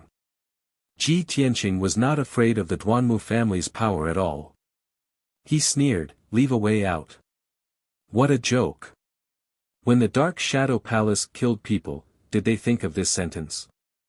Also, didn't you just say that no matter what, you would tear me into pieces and no one would be able to save me? Since that's the case, why are you still talking nonsense? Ji Tianqing of course could guess the purple-robed elder's thoughts. He also knew that he could not stay in the dark shadow palace for long and had to end the battle quickly. If he dragged on for too long, at most 4 to 6 hours, the Duanmu family's experts would arrive as reinforcements. Therefore, he had to destroy the dark shadow palace as fast as lightning. Die! Ji Tianqing coldly shouted and brazenly waved his sword, sending out 4 dazzling sword radiances, fiercely chopping towards the purple-robed elder and the 3 elders. The 4 of them did not expect him to be so arrogant, not caring about the Duanmu family's prestige and ruthlessly attacking. When the 10-meter-long golden sword slashed over, the 4 of them revealed looks of grief and indignation. They roared with killing intent as they launched a counterattack. "Brat, you're courting death. Reckless thing, I'll fight it out with you. Since you're so eager to die, I'll fulfill your wish. I'll cut you into 8 pieces and grind your bones to dust." The purple-robed elder and the 3 leaders brandished their swords and sabers in unison, displaying their unique saber and sword techniques. They slashed out overwhelming saber light and sword shadows to block Ji Tianqing's attacks. Numerous saber lights and sword lights collided with each other, causing muffled ping ping ping ping sounds to reverberate intensely in the hall. The violent force exploded, causing the entire Umbra Palace to tremble incessantly. The hall was immediately torn apart. The surrounding walls were shattered and collapsed with a loud bang. The roof also collapsed, turning into countless pieces of rubble and dust, falling down with a rumbling sound. In just a few breaths of time, more than half of the Shadow Palace had collapsed. Even with the protection of the formation, it was useless. Although the purple-robed elder and the 3 leaders managed to block the attack of the giant golden sword, they were still sent flying. Swish! Swish! The 4 of them passed through the smoke and dust and flew into the night sky outside the Shadow Palace. At the same time, Ji Tianqing also rushed out. He flew to the top of the Shadow Palace and performed an ultimate sword technique. Shatter the mountains and rivers. He shouted coldly. His figure flashed in the night sky like a flash of light, constantly waving his palms to release huge golden sword light. Swish! Swish! Swish! In the blink of an eye, the night sky within a radius of 1,000 meters was covered by thousands of giant golden swords. The golden light was blinding and chaotic. Thousands of sword light covered the entire Shadow Palace, like a huge sword formation. In the next moment, Ji Tianqing detonated all the giant golden swords at the same time. Thousands of sword light exploded at the same time, erupting with destructive power. Boom! In the deafening explosion, the area within a radius of 1,000 meters was drowned in golden flames, like a huge golden sun. The night sky of this region, the towering Shadow Palace, and the surrounding houses and buildings were instantly shattered into pieces, turning into dust that filled the sky. There were still dozens of cultivators in the dark Shadow Palace who did not manage to escape. There were also countless spirit stones, pills, and rare treasures that had been destroyed by this explosion, turning into ashes. Even the purple-robed elder and the 3 leaders who were further away were severely injured by the violent shockwave and vomited blood. They hurriedly retreated 1,000 meters away. The terrifying explosive power could really shatter mountains and rivers and destroy everything. After a while, when the dazzling golden light dissipated and the explosion in the night sky stopped, the world finally calmed down. The towering Shadow Palace disappeared, leaving behind a huge crater with a radius of a few hundred meters. Around the crater, there were many gullies and piles of gravel. The purple-robed elder and the 3 leaders flew back into the night sky. When they saw this shocking scene, they were stunned, crying as if they had lost their parents. It's over. The Shadow Palace is completely destroyed. The main family gave us control of the Shadow Palace. Now that the Shadow Palace is in ruins, we can't escape the blame. The main family will definitely kill us. If the main family wants to kill us, we will die even if we run to the ends of the earth. Since we are going to die either way, let's fight it out with that kid. Yes. If we can kill him, we might be able to atone for our crimes. The four of them exchanged a few words and immediately made up their minds to kill Ji Tianqing even if they had to die. However, just as they held their weapons and looked around for Ji Tianqing appeared behind them like a ghost in the night sky. Burning sky palm. Ji Tianqing roared in his heart. He raised his magma-like left arm and fiercely slapped out a gigantic flaming palm that blotted out the sky. When the huge flaming palm appeared, it was like a scorching sun in the sky, illuminating the night sky within a radius of 10 miles. The terrifyingly high temperature caused the air to burn. The purple-robed old man and the three leaders were immediately alerted. Their faces were filled with horror as they fled. Unfortunately, it was too late for them to escape when they sensed that something was wrong. Boom! The huge flaming palm hit them in an instant, enveloping them and blasting them into the deep pit and ruins below. Amidst the earth-shattering noise, the deep pit on the ground doubled in size and was more than 1,000 meters wide. Dust flew everywhere and covered the sky. The ground within a radius of dozens of miles trembled and cracked open as if there was a super earthquake. Many old and dilapidated houses collapsed from the tremors, causing countless martial artists to flee in panic as they screamed in horror. Countless martial artists were alarmed as they looked at the huge fire in the night sky in horror. No one knew what was going on and could only speculate in their hearts. After a long while, the flames that covered the sky and earth gradually dissipated.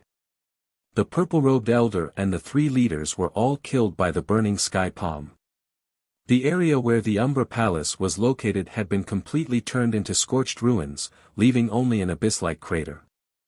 The dust was still floating in the night sky, and the ground was still burning with dark red magma flowing. Ji Tianqing had already left quietly, his figure disappearing into the night sky. The outcome was just as he expected. The black-robed elder had already escaped without a trace.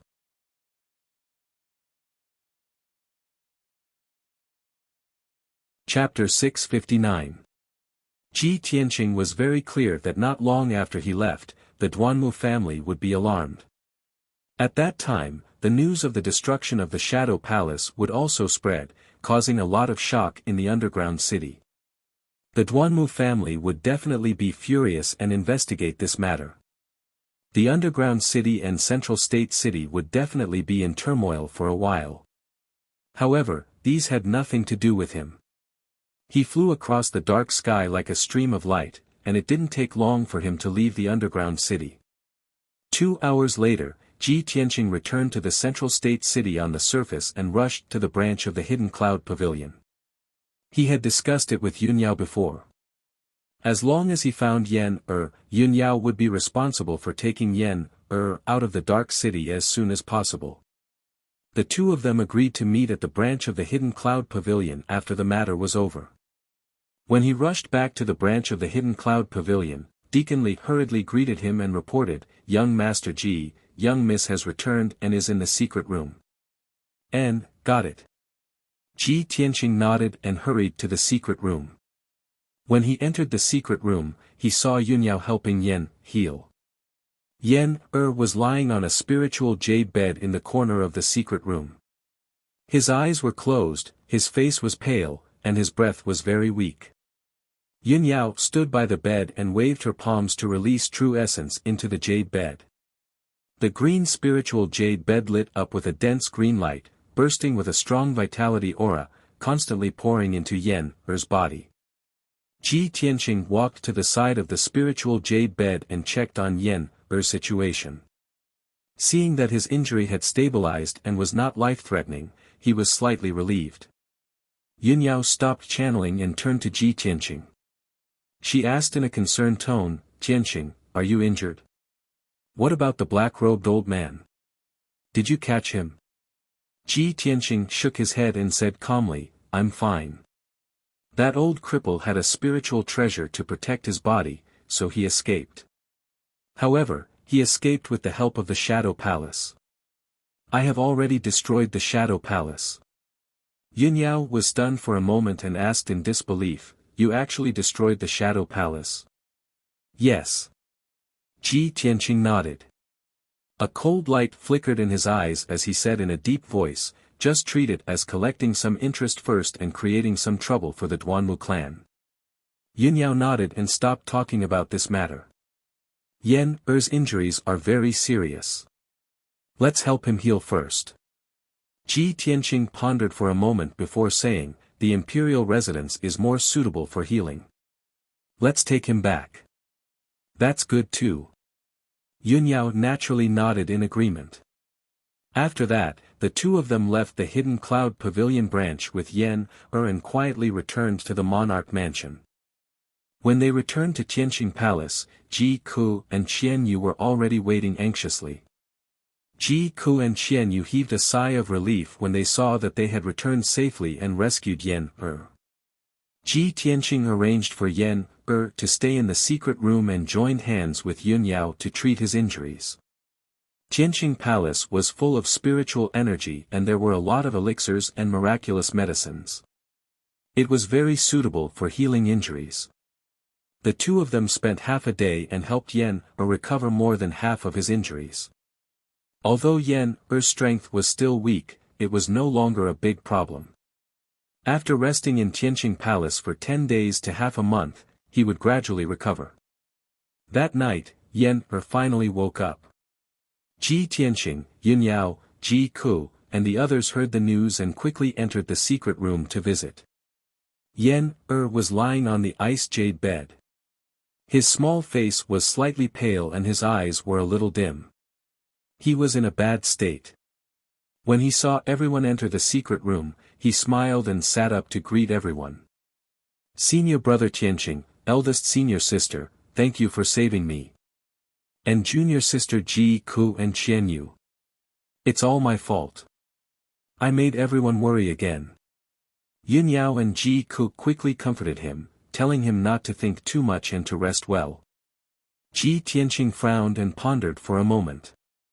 He asked Yan Er, "The people who captured you this time are the Duanmu family's soul-hurting hall assassins. The mastermind behind this is a black-robed old man with a broken arm and leg. He seems a little strange and claimed to have a grudge with you.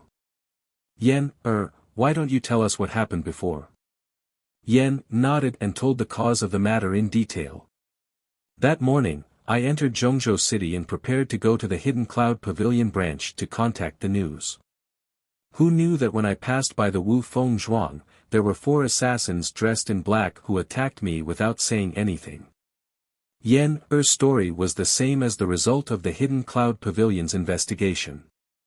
After listening to his words, Ji Tianqing nodded and said with a solemn face, "So, the Duanmu family captured you to deal with me."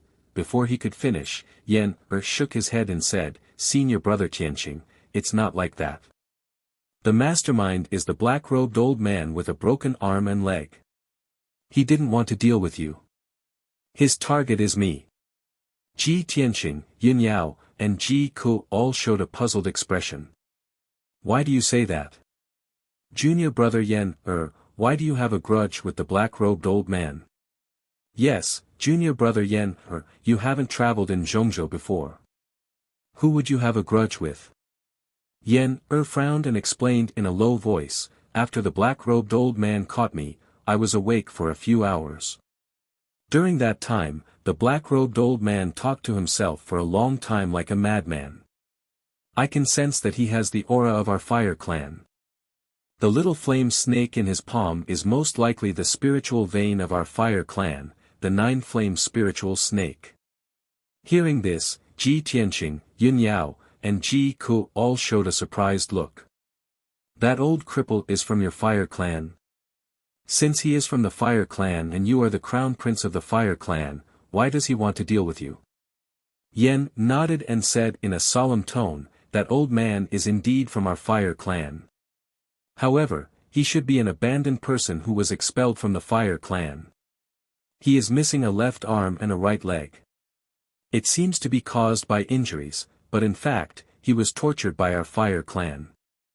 I once heard from my father that our fire clan has a kind of torture called cutting the flesh to return the blood. It is used to punish those who betrayed the fire clan and committed the most heinous crimes. This kind of torture is to cut off the left arm and right leg of the prisoner and let out half of the blood to apologize to the ancestors of the fire clan and repay the kindness of the fire clan. After the prisoners are tortured, they will often die and use their lives to atone for their sins. And those who are lucky enough to survive will be expelled from the fire clan and will never be able to step into the fire clan again. However, this kind of torture has not been seen for many years. After all, our fire clan is very united and loyal. After listening to Yan Er's story, Ji Tianqing, Yun Yao, and Ji Ku all felt incredulous and showed a complicated expression. The fire clan actually has this kind of torture. That black-robed old man's left arm and right leg were cut and half of his blood was let out, but he didn't die. I guess when he was tortured, his strength had already reached the Sky Origin realm. Only a Sky Origin realm powerhouse can survive this kind of situation. It seems that there is a deep grudge between the black-robed old man and the fire clan.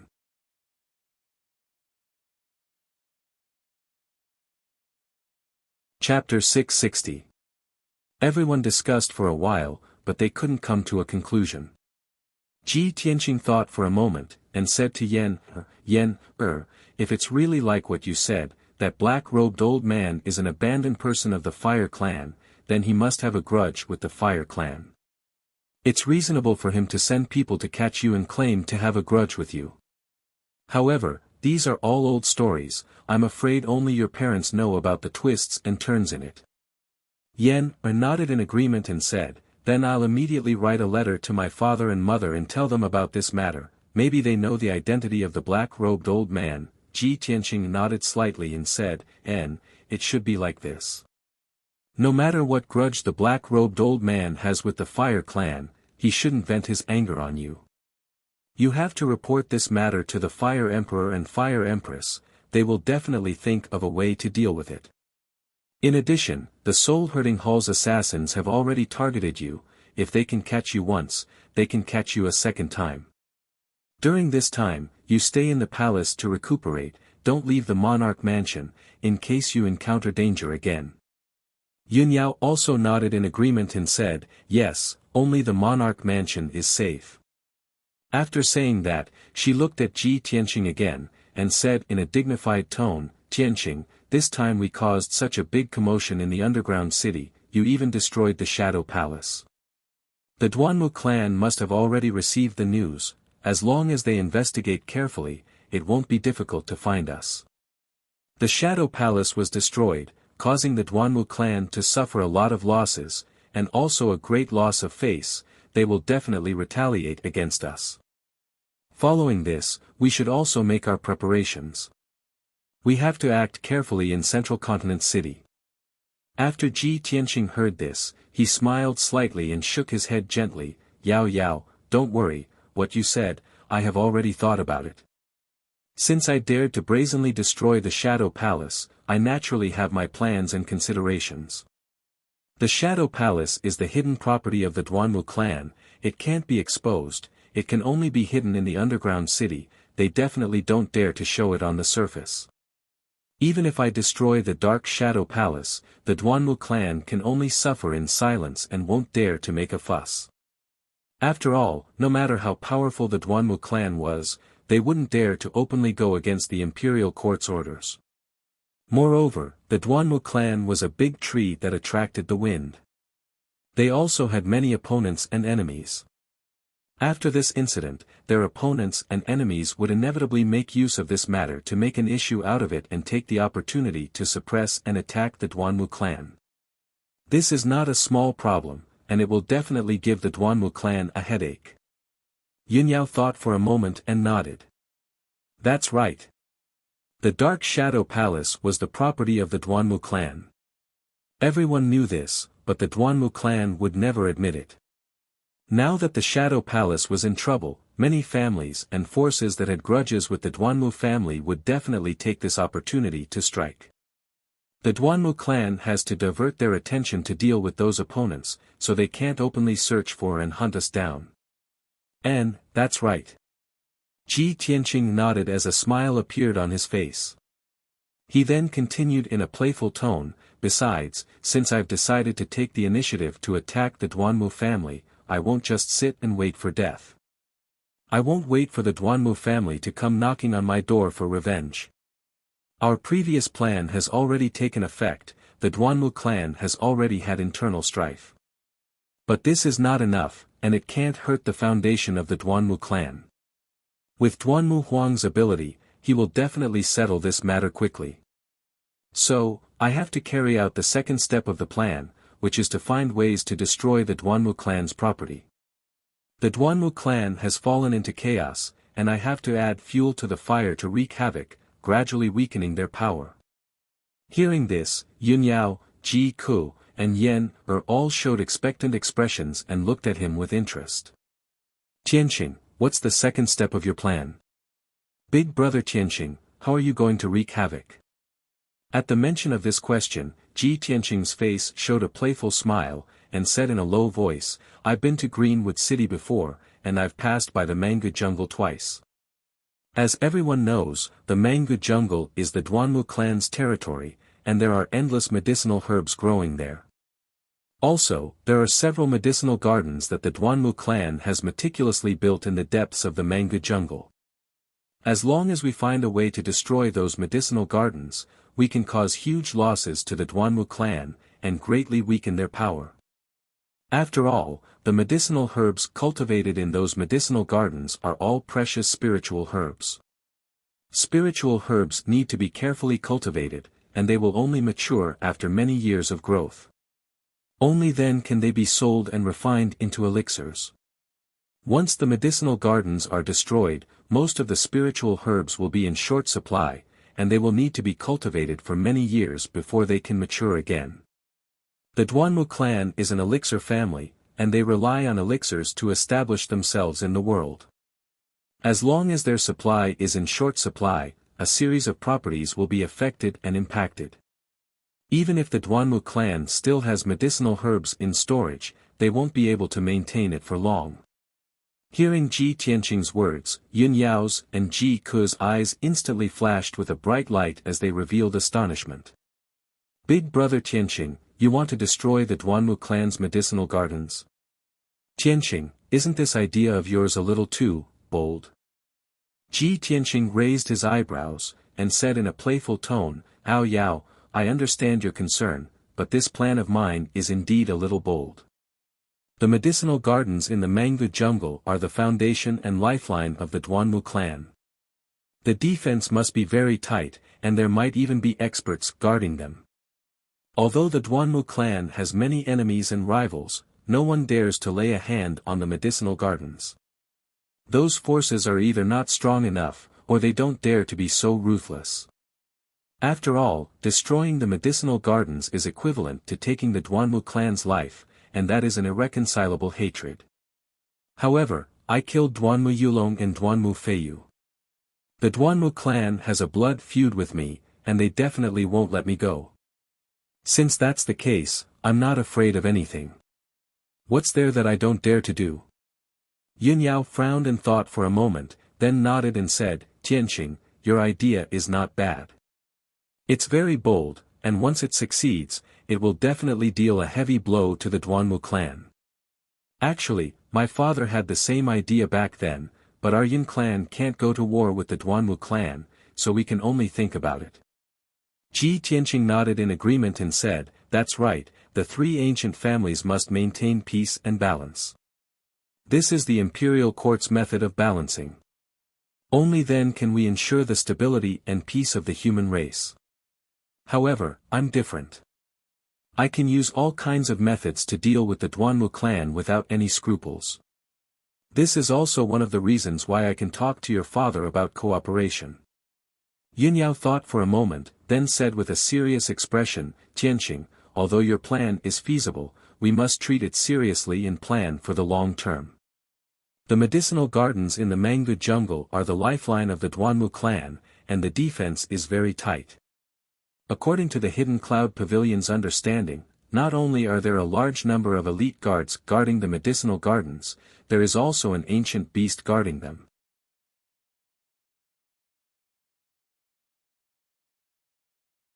Chapter 661. Ancient Mutated Beast. Ji Tianqing furrowed his brows slightly and revealed an interested look. There were very few demonic beast bloodlines from the ancient era. Every ancient mutated beast had unimaginable abilities. They were much more mysterious and powerful than ordinary demonic beasts. Yao Yao, can you tell me more about that ancient mutated beast? Yun Yao frowned and thought for a while. Then she said, I heard my father mention that the ancient mutated beast guarding the Duanmu family's herb garden is called the Firebird of Heaven. That ancient mutated beast is a bird as big as a mountain.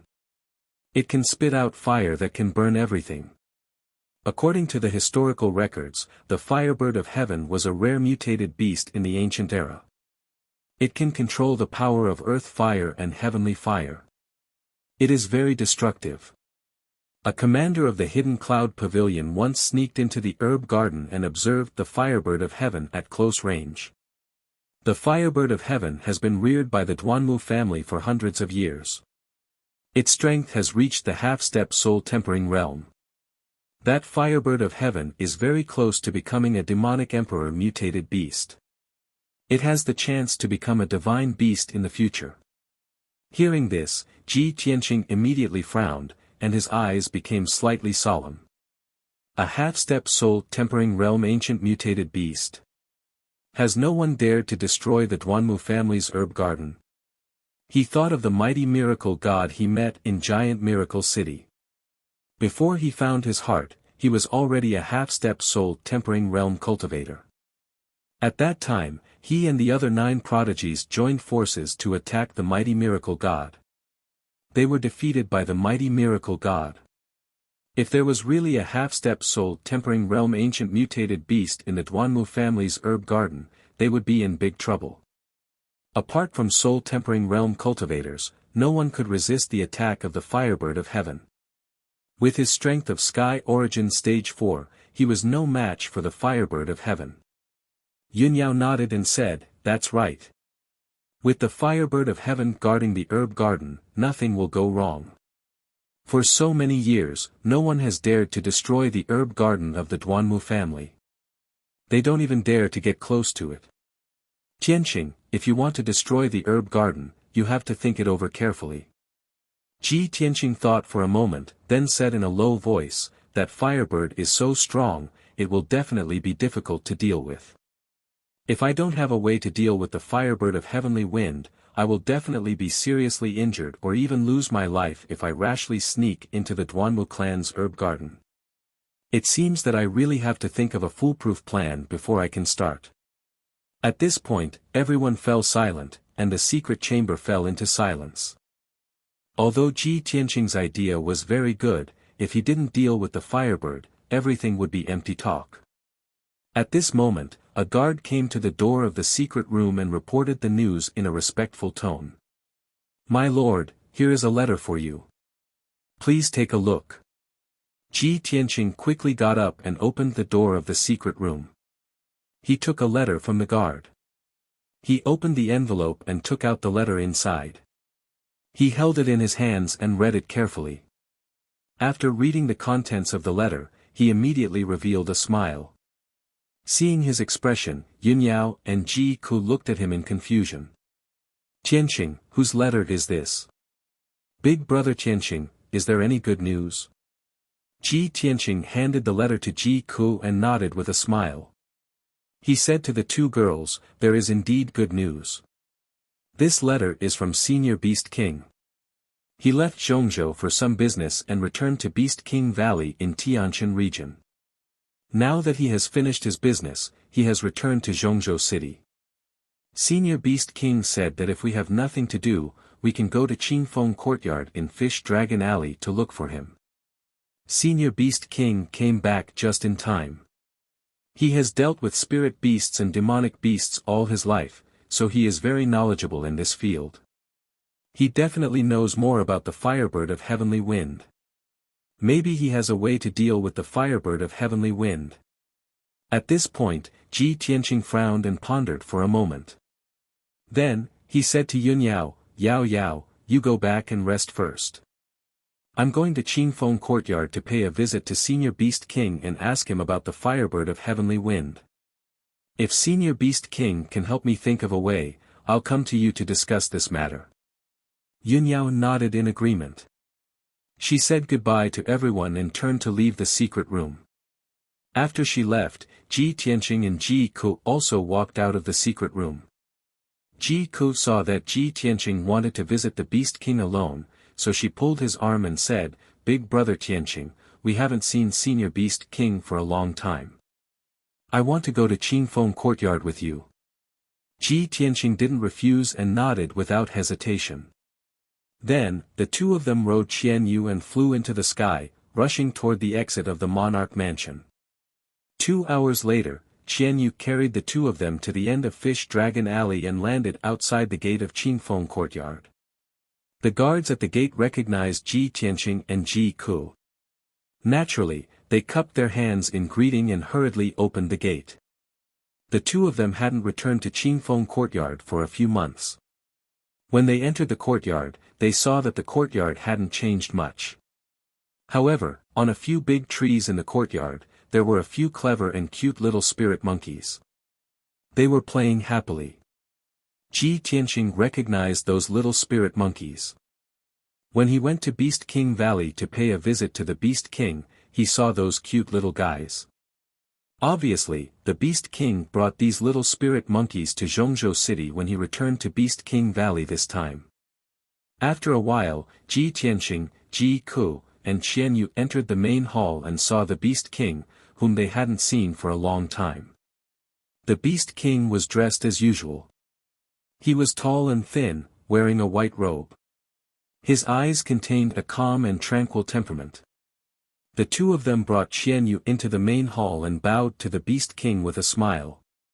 "Senior Beast King, long time no see. Senior Beast King, we're here to visit you." The Beast King quickly got up and walked in front of the two of them. He said with a smile, "We haven't seen each other for a few months. Seeing that you're safe and sound and that your strength has improved, this old man is relieved." The two of them exchanged a few pleasantries and sat down. They sat down and chatted while drinking tea. The Beast King stroked his beard and looked at Ji Tianqing with sparkling eyes.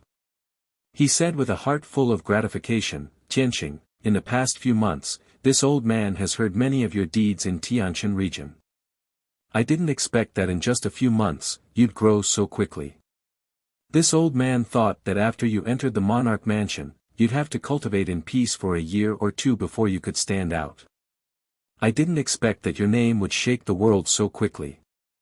You've become a peerless genius admired by all the warriors in the world and even became the Tianshan region lord. You don't know how shocked and proud this old man was when I heard the news. That old fogey Chu Tian is really lucky to have such an outstanding disciple like you. If this old man could meet such an outstanding genius disciple like you, I'd wake up laughing even in my dreams." It had been 2 to 3 months since Ji Tianqing had become the territorial lord of the Tianshan region.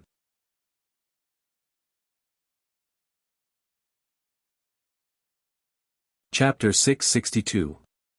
The Beast King praised Ji Tianqing generously for the legend and miracle that he had created. However, after he calmed down, he frowned and revealed a worried expression. "Tianqing, although you are now a world-renowned peerless genius and have also become the Tianshan region lord. However, you killed Duanmu Yulong, so the Duanmu family will not let you off. That Duanmu family is one of the 3 ancient families.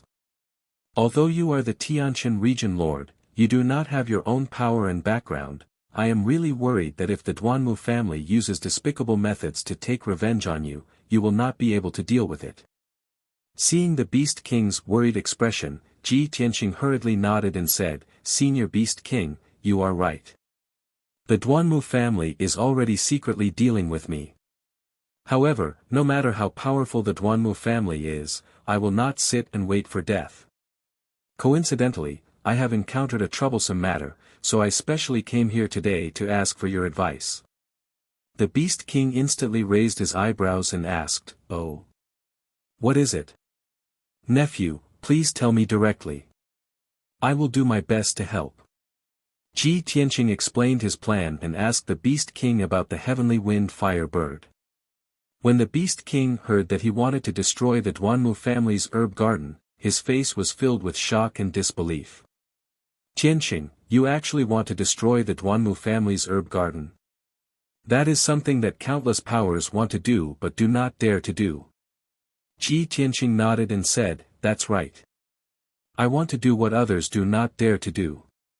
Only by doing what others cannot do can I heavily injure the Duanmu family. Senior Beast King, do you know about the heavenly wind fire bird that guards the herb garden? Is there any way to deal with it?"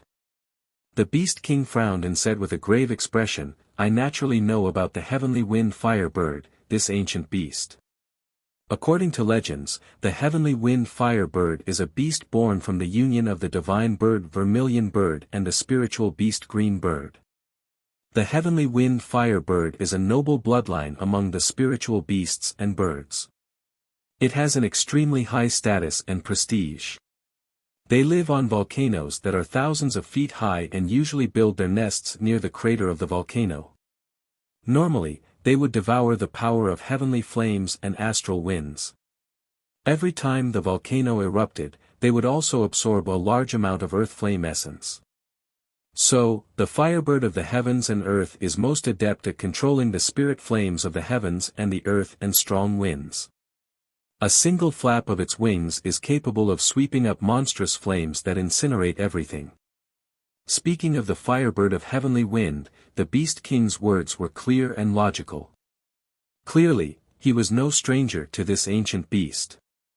The heavenly wind firebird is extremely rare.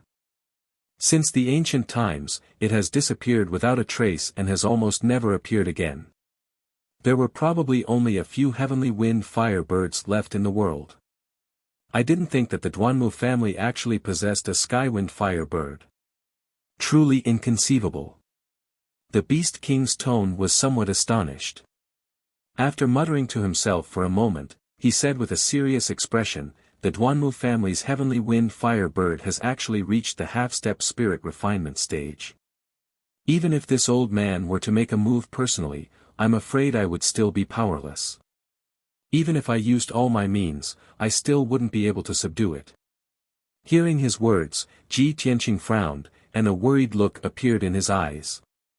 He thought to himself, even with the Beast King's experience and means, he still can't deal with that heavenly wind fire bird. Looks like destroying the Duanmu family's herb garden is as difficult as ascending to the heavens. Ji Tianqing's mood was downcast. Unwilling to give up, he asked the Beast King, "Senior Beast King, is there really no way to deal with that heavenly wind fire bird?"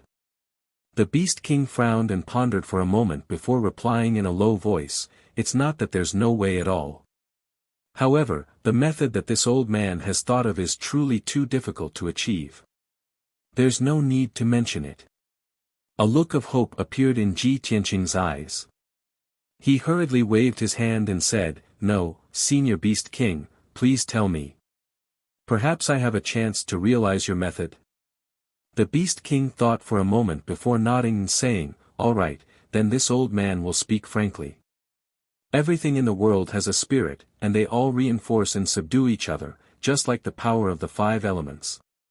No matter if it's demon beasts, spirit beasts, or strange beasts, as long as they don't jump out of the 5 elements, they have to abide by the principle of mutual reinforcement and subtraction. No matter how powerful a strange beast is, it has its natural nemesis and natural enemy. In the ancient legends, although the heavenly wind fire bird is incomparably powerful, it's an ancient strange beast second only to a divine beast. However, the heavenly wind fire bird also has its natural enemy. Its natural enemy is the ice dragon rhinoceros." Hearing this, Ji Tianqing was stunned for a moment. Ji Ku's face was also full of astonishment. He subconsciously asked, "Senior Beast King, don't tell me that your method is to let us find an ice dragon rhinoceros to deal with the heavenly wind fire bird? The Beast King couldn't help but laugh. He waved his hand and explained, "Cuckoo, you're mistaken.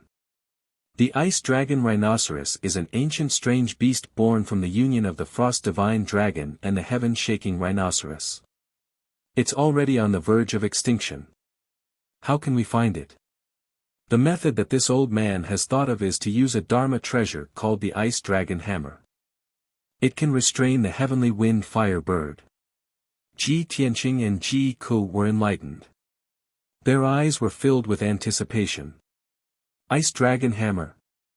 Is it a soul-grade Dharma treasure? Where is this Dharma treasure now? How can we get it? The Beast King explained patiently, the ice dragon hammer is indeed a soul-grade Dharma treasure. It's also one of the demon clan's most treasured Dharma treasures. It's said that it was refined from the skull of an ice dragon rhinoceros by an ancient demon clan almighty after killing it. That skull is the hardest bone in the entire body of the ice dragon rhinoceros, and the end is connected to the rhinoceros horn. Therefore, the shape of that skull looks like a huge hammer. The ice dragon hammer contains the power of the ice dragon rhinoceros and can release endless heavenly ice-cold air and thousand-year-old cold wind. It's just right to restrain the power of the heavenly wind fire bird. It's a pity that the ice dragon hammer is regarded as a treasure by the demon clan. It hasn't appeared for more than 100 years. How can you obtain it? Ji Tianqing and Ji Ku instantly understood. No wonder the Beast King said that this method couldn't be realized. It was better not to mention it. Since the ice dragon hammer was a treasure of the demon clan, it must be strictly protected. They didn't have any connections or friendship with the demon clan. It was impossible for them to borrow it, much less snatch the ice dragon hammer. Even if the Beast King told them this method, it would be useless. Ji Tianqing was silent for a while before he cupped his hands and bowed. "Thank you, Senior Beast King, for clearing my doubts. This junior can't thank you enough." The Beast King said earnestly, "Tianqing, that ice dragon hammer is in the hands of the demon imperial court. It's impossible for you to obtain it. I suggest that you reconsider." Ji Tianqing nodded and said with a smile, "Thank you, Senior, for your reminder. I will consider it carefully and think of a way." The Beast King only nodded slightly and didn't say anything else.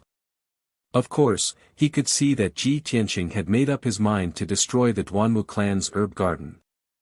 Although Ji Tianqing didn't show it on the surface, he was actually thinking about how to obtain the ice dragon hammer. Next, Ji Tianqing asked the Beast King a few more questions. "You're tuning in to the Han Li's Wuxia Chronicles YouTube channel. We're so grateful for your support, and don't forget to subscribe to join us on this incredible journey through captivating stories. Your generosity through donations truly makes a world of difference, as it's the primary source of revenue that allows me to expand and enhance this channel for you. Thank you from the bottom of my heart for being a part of this adventure.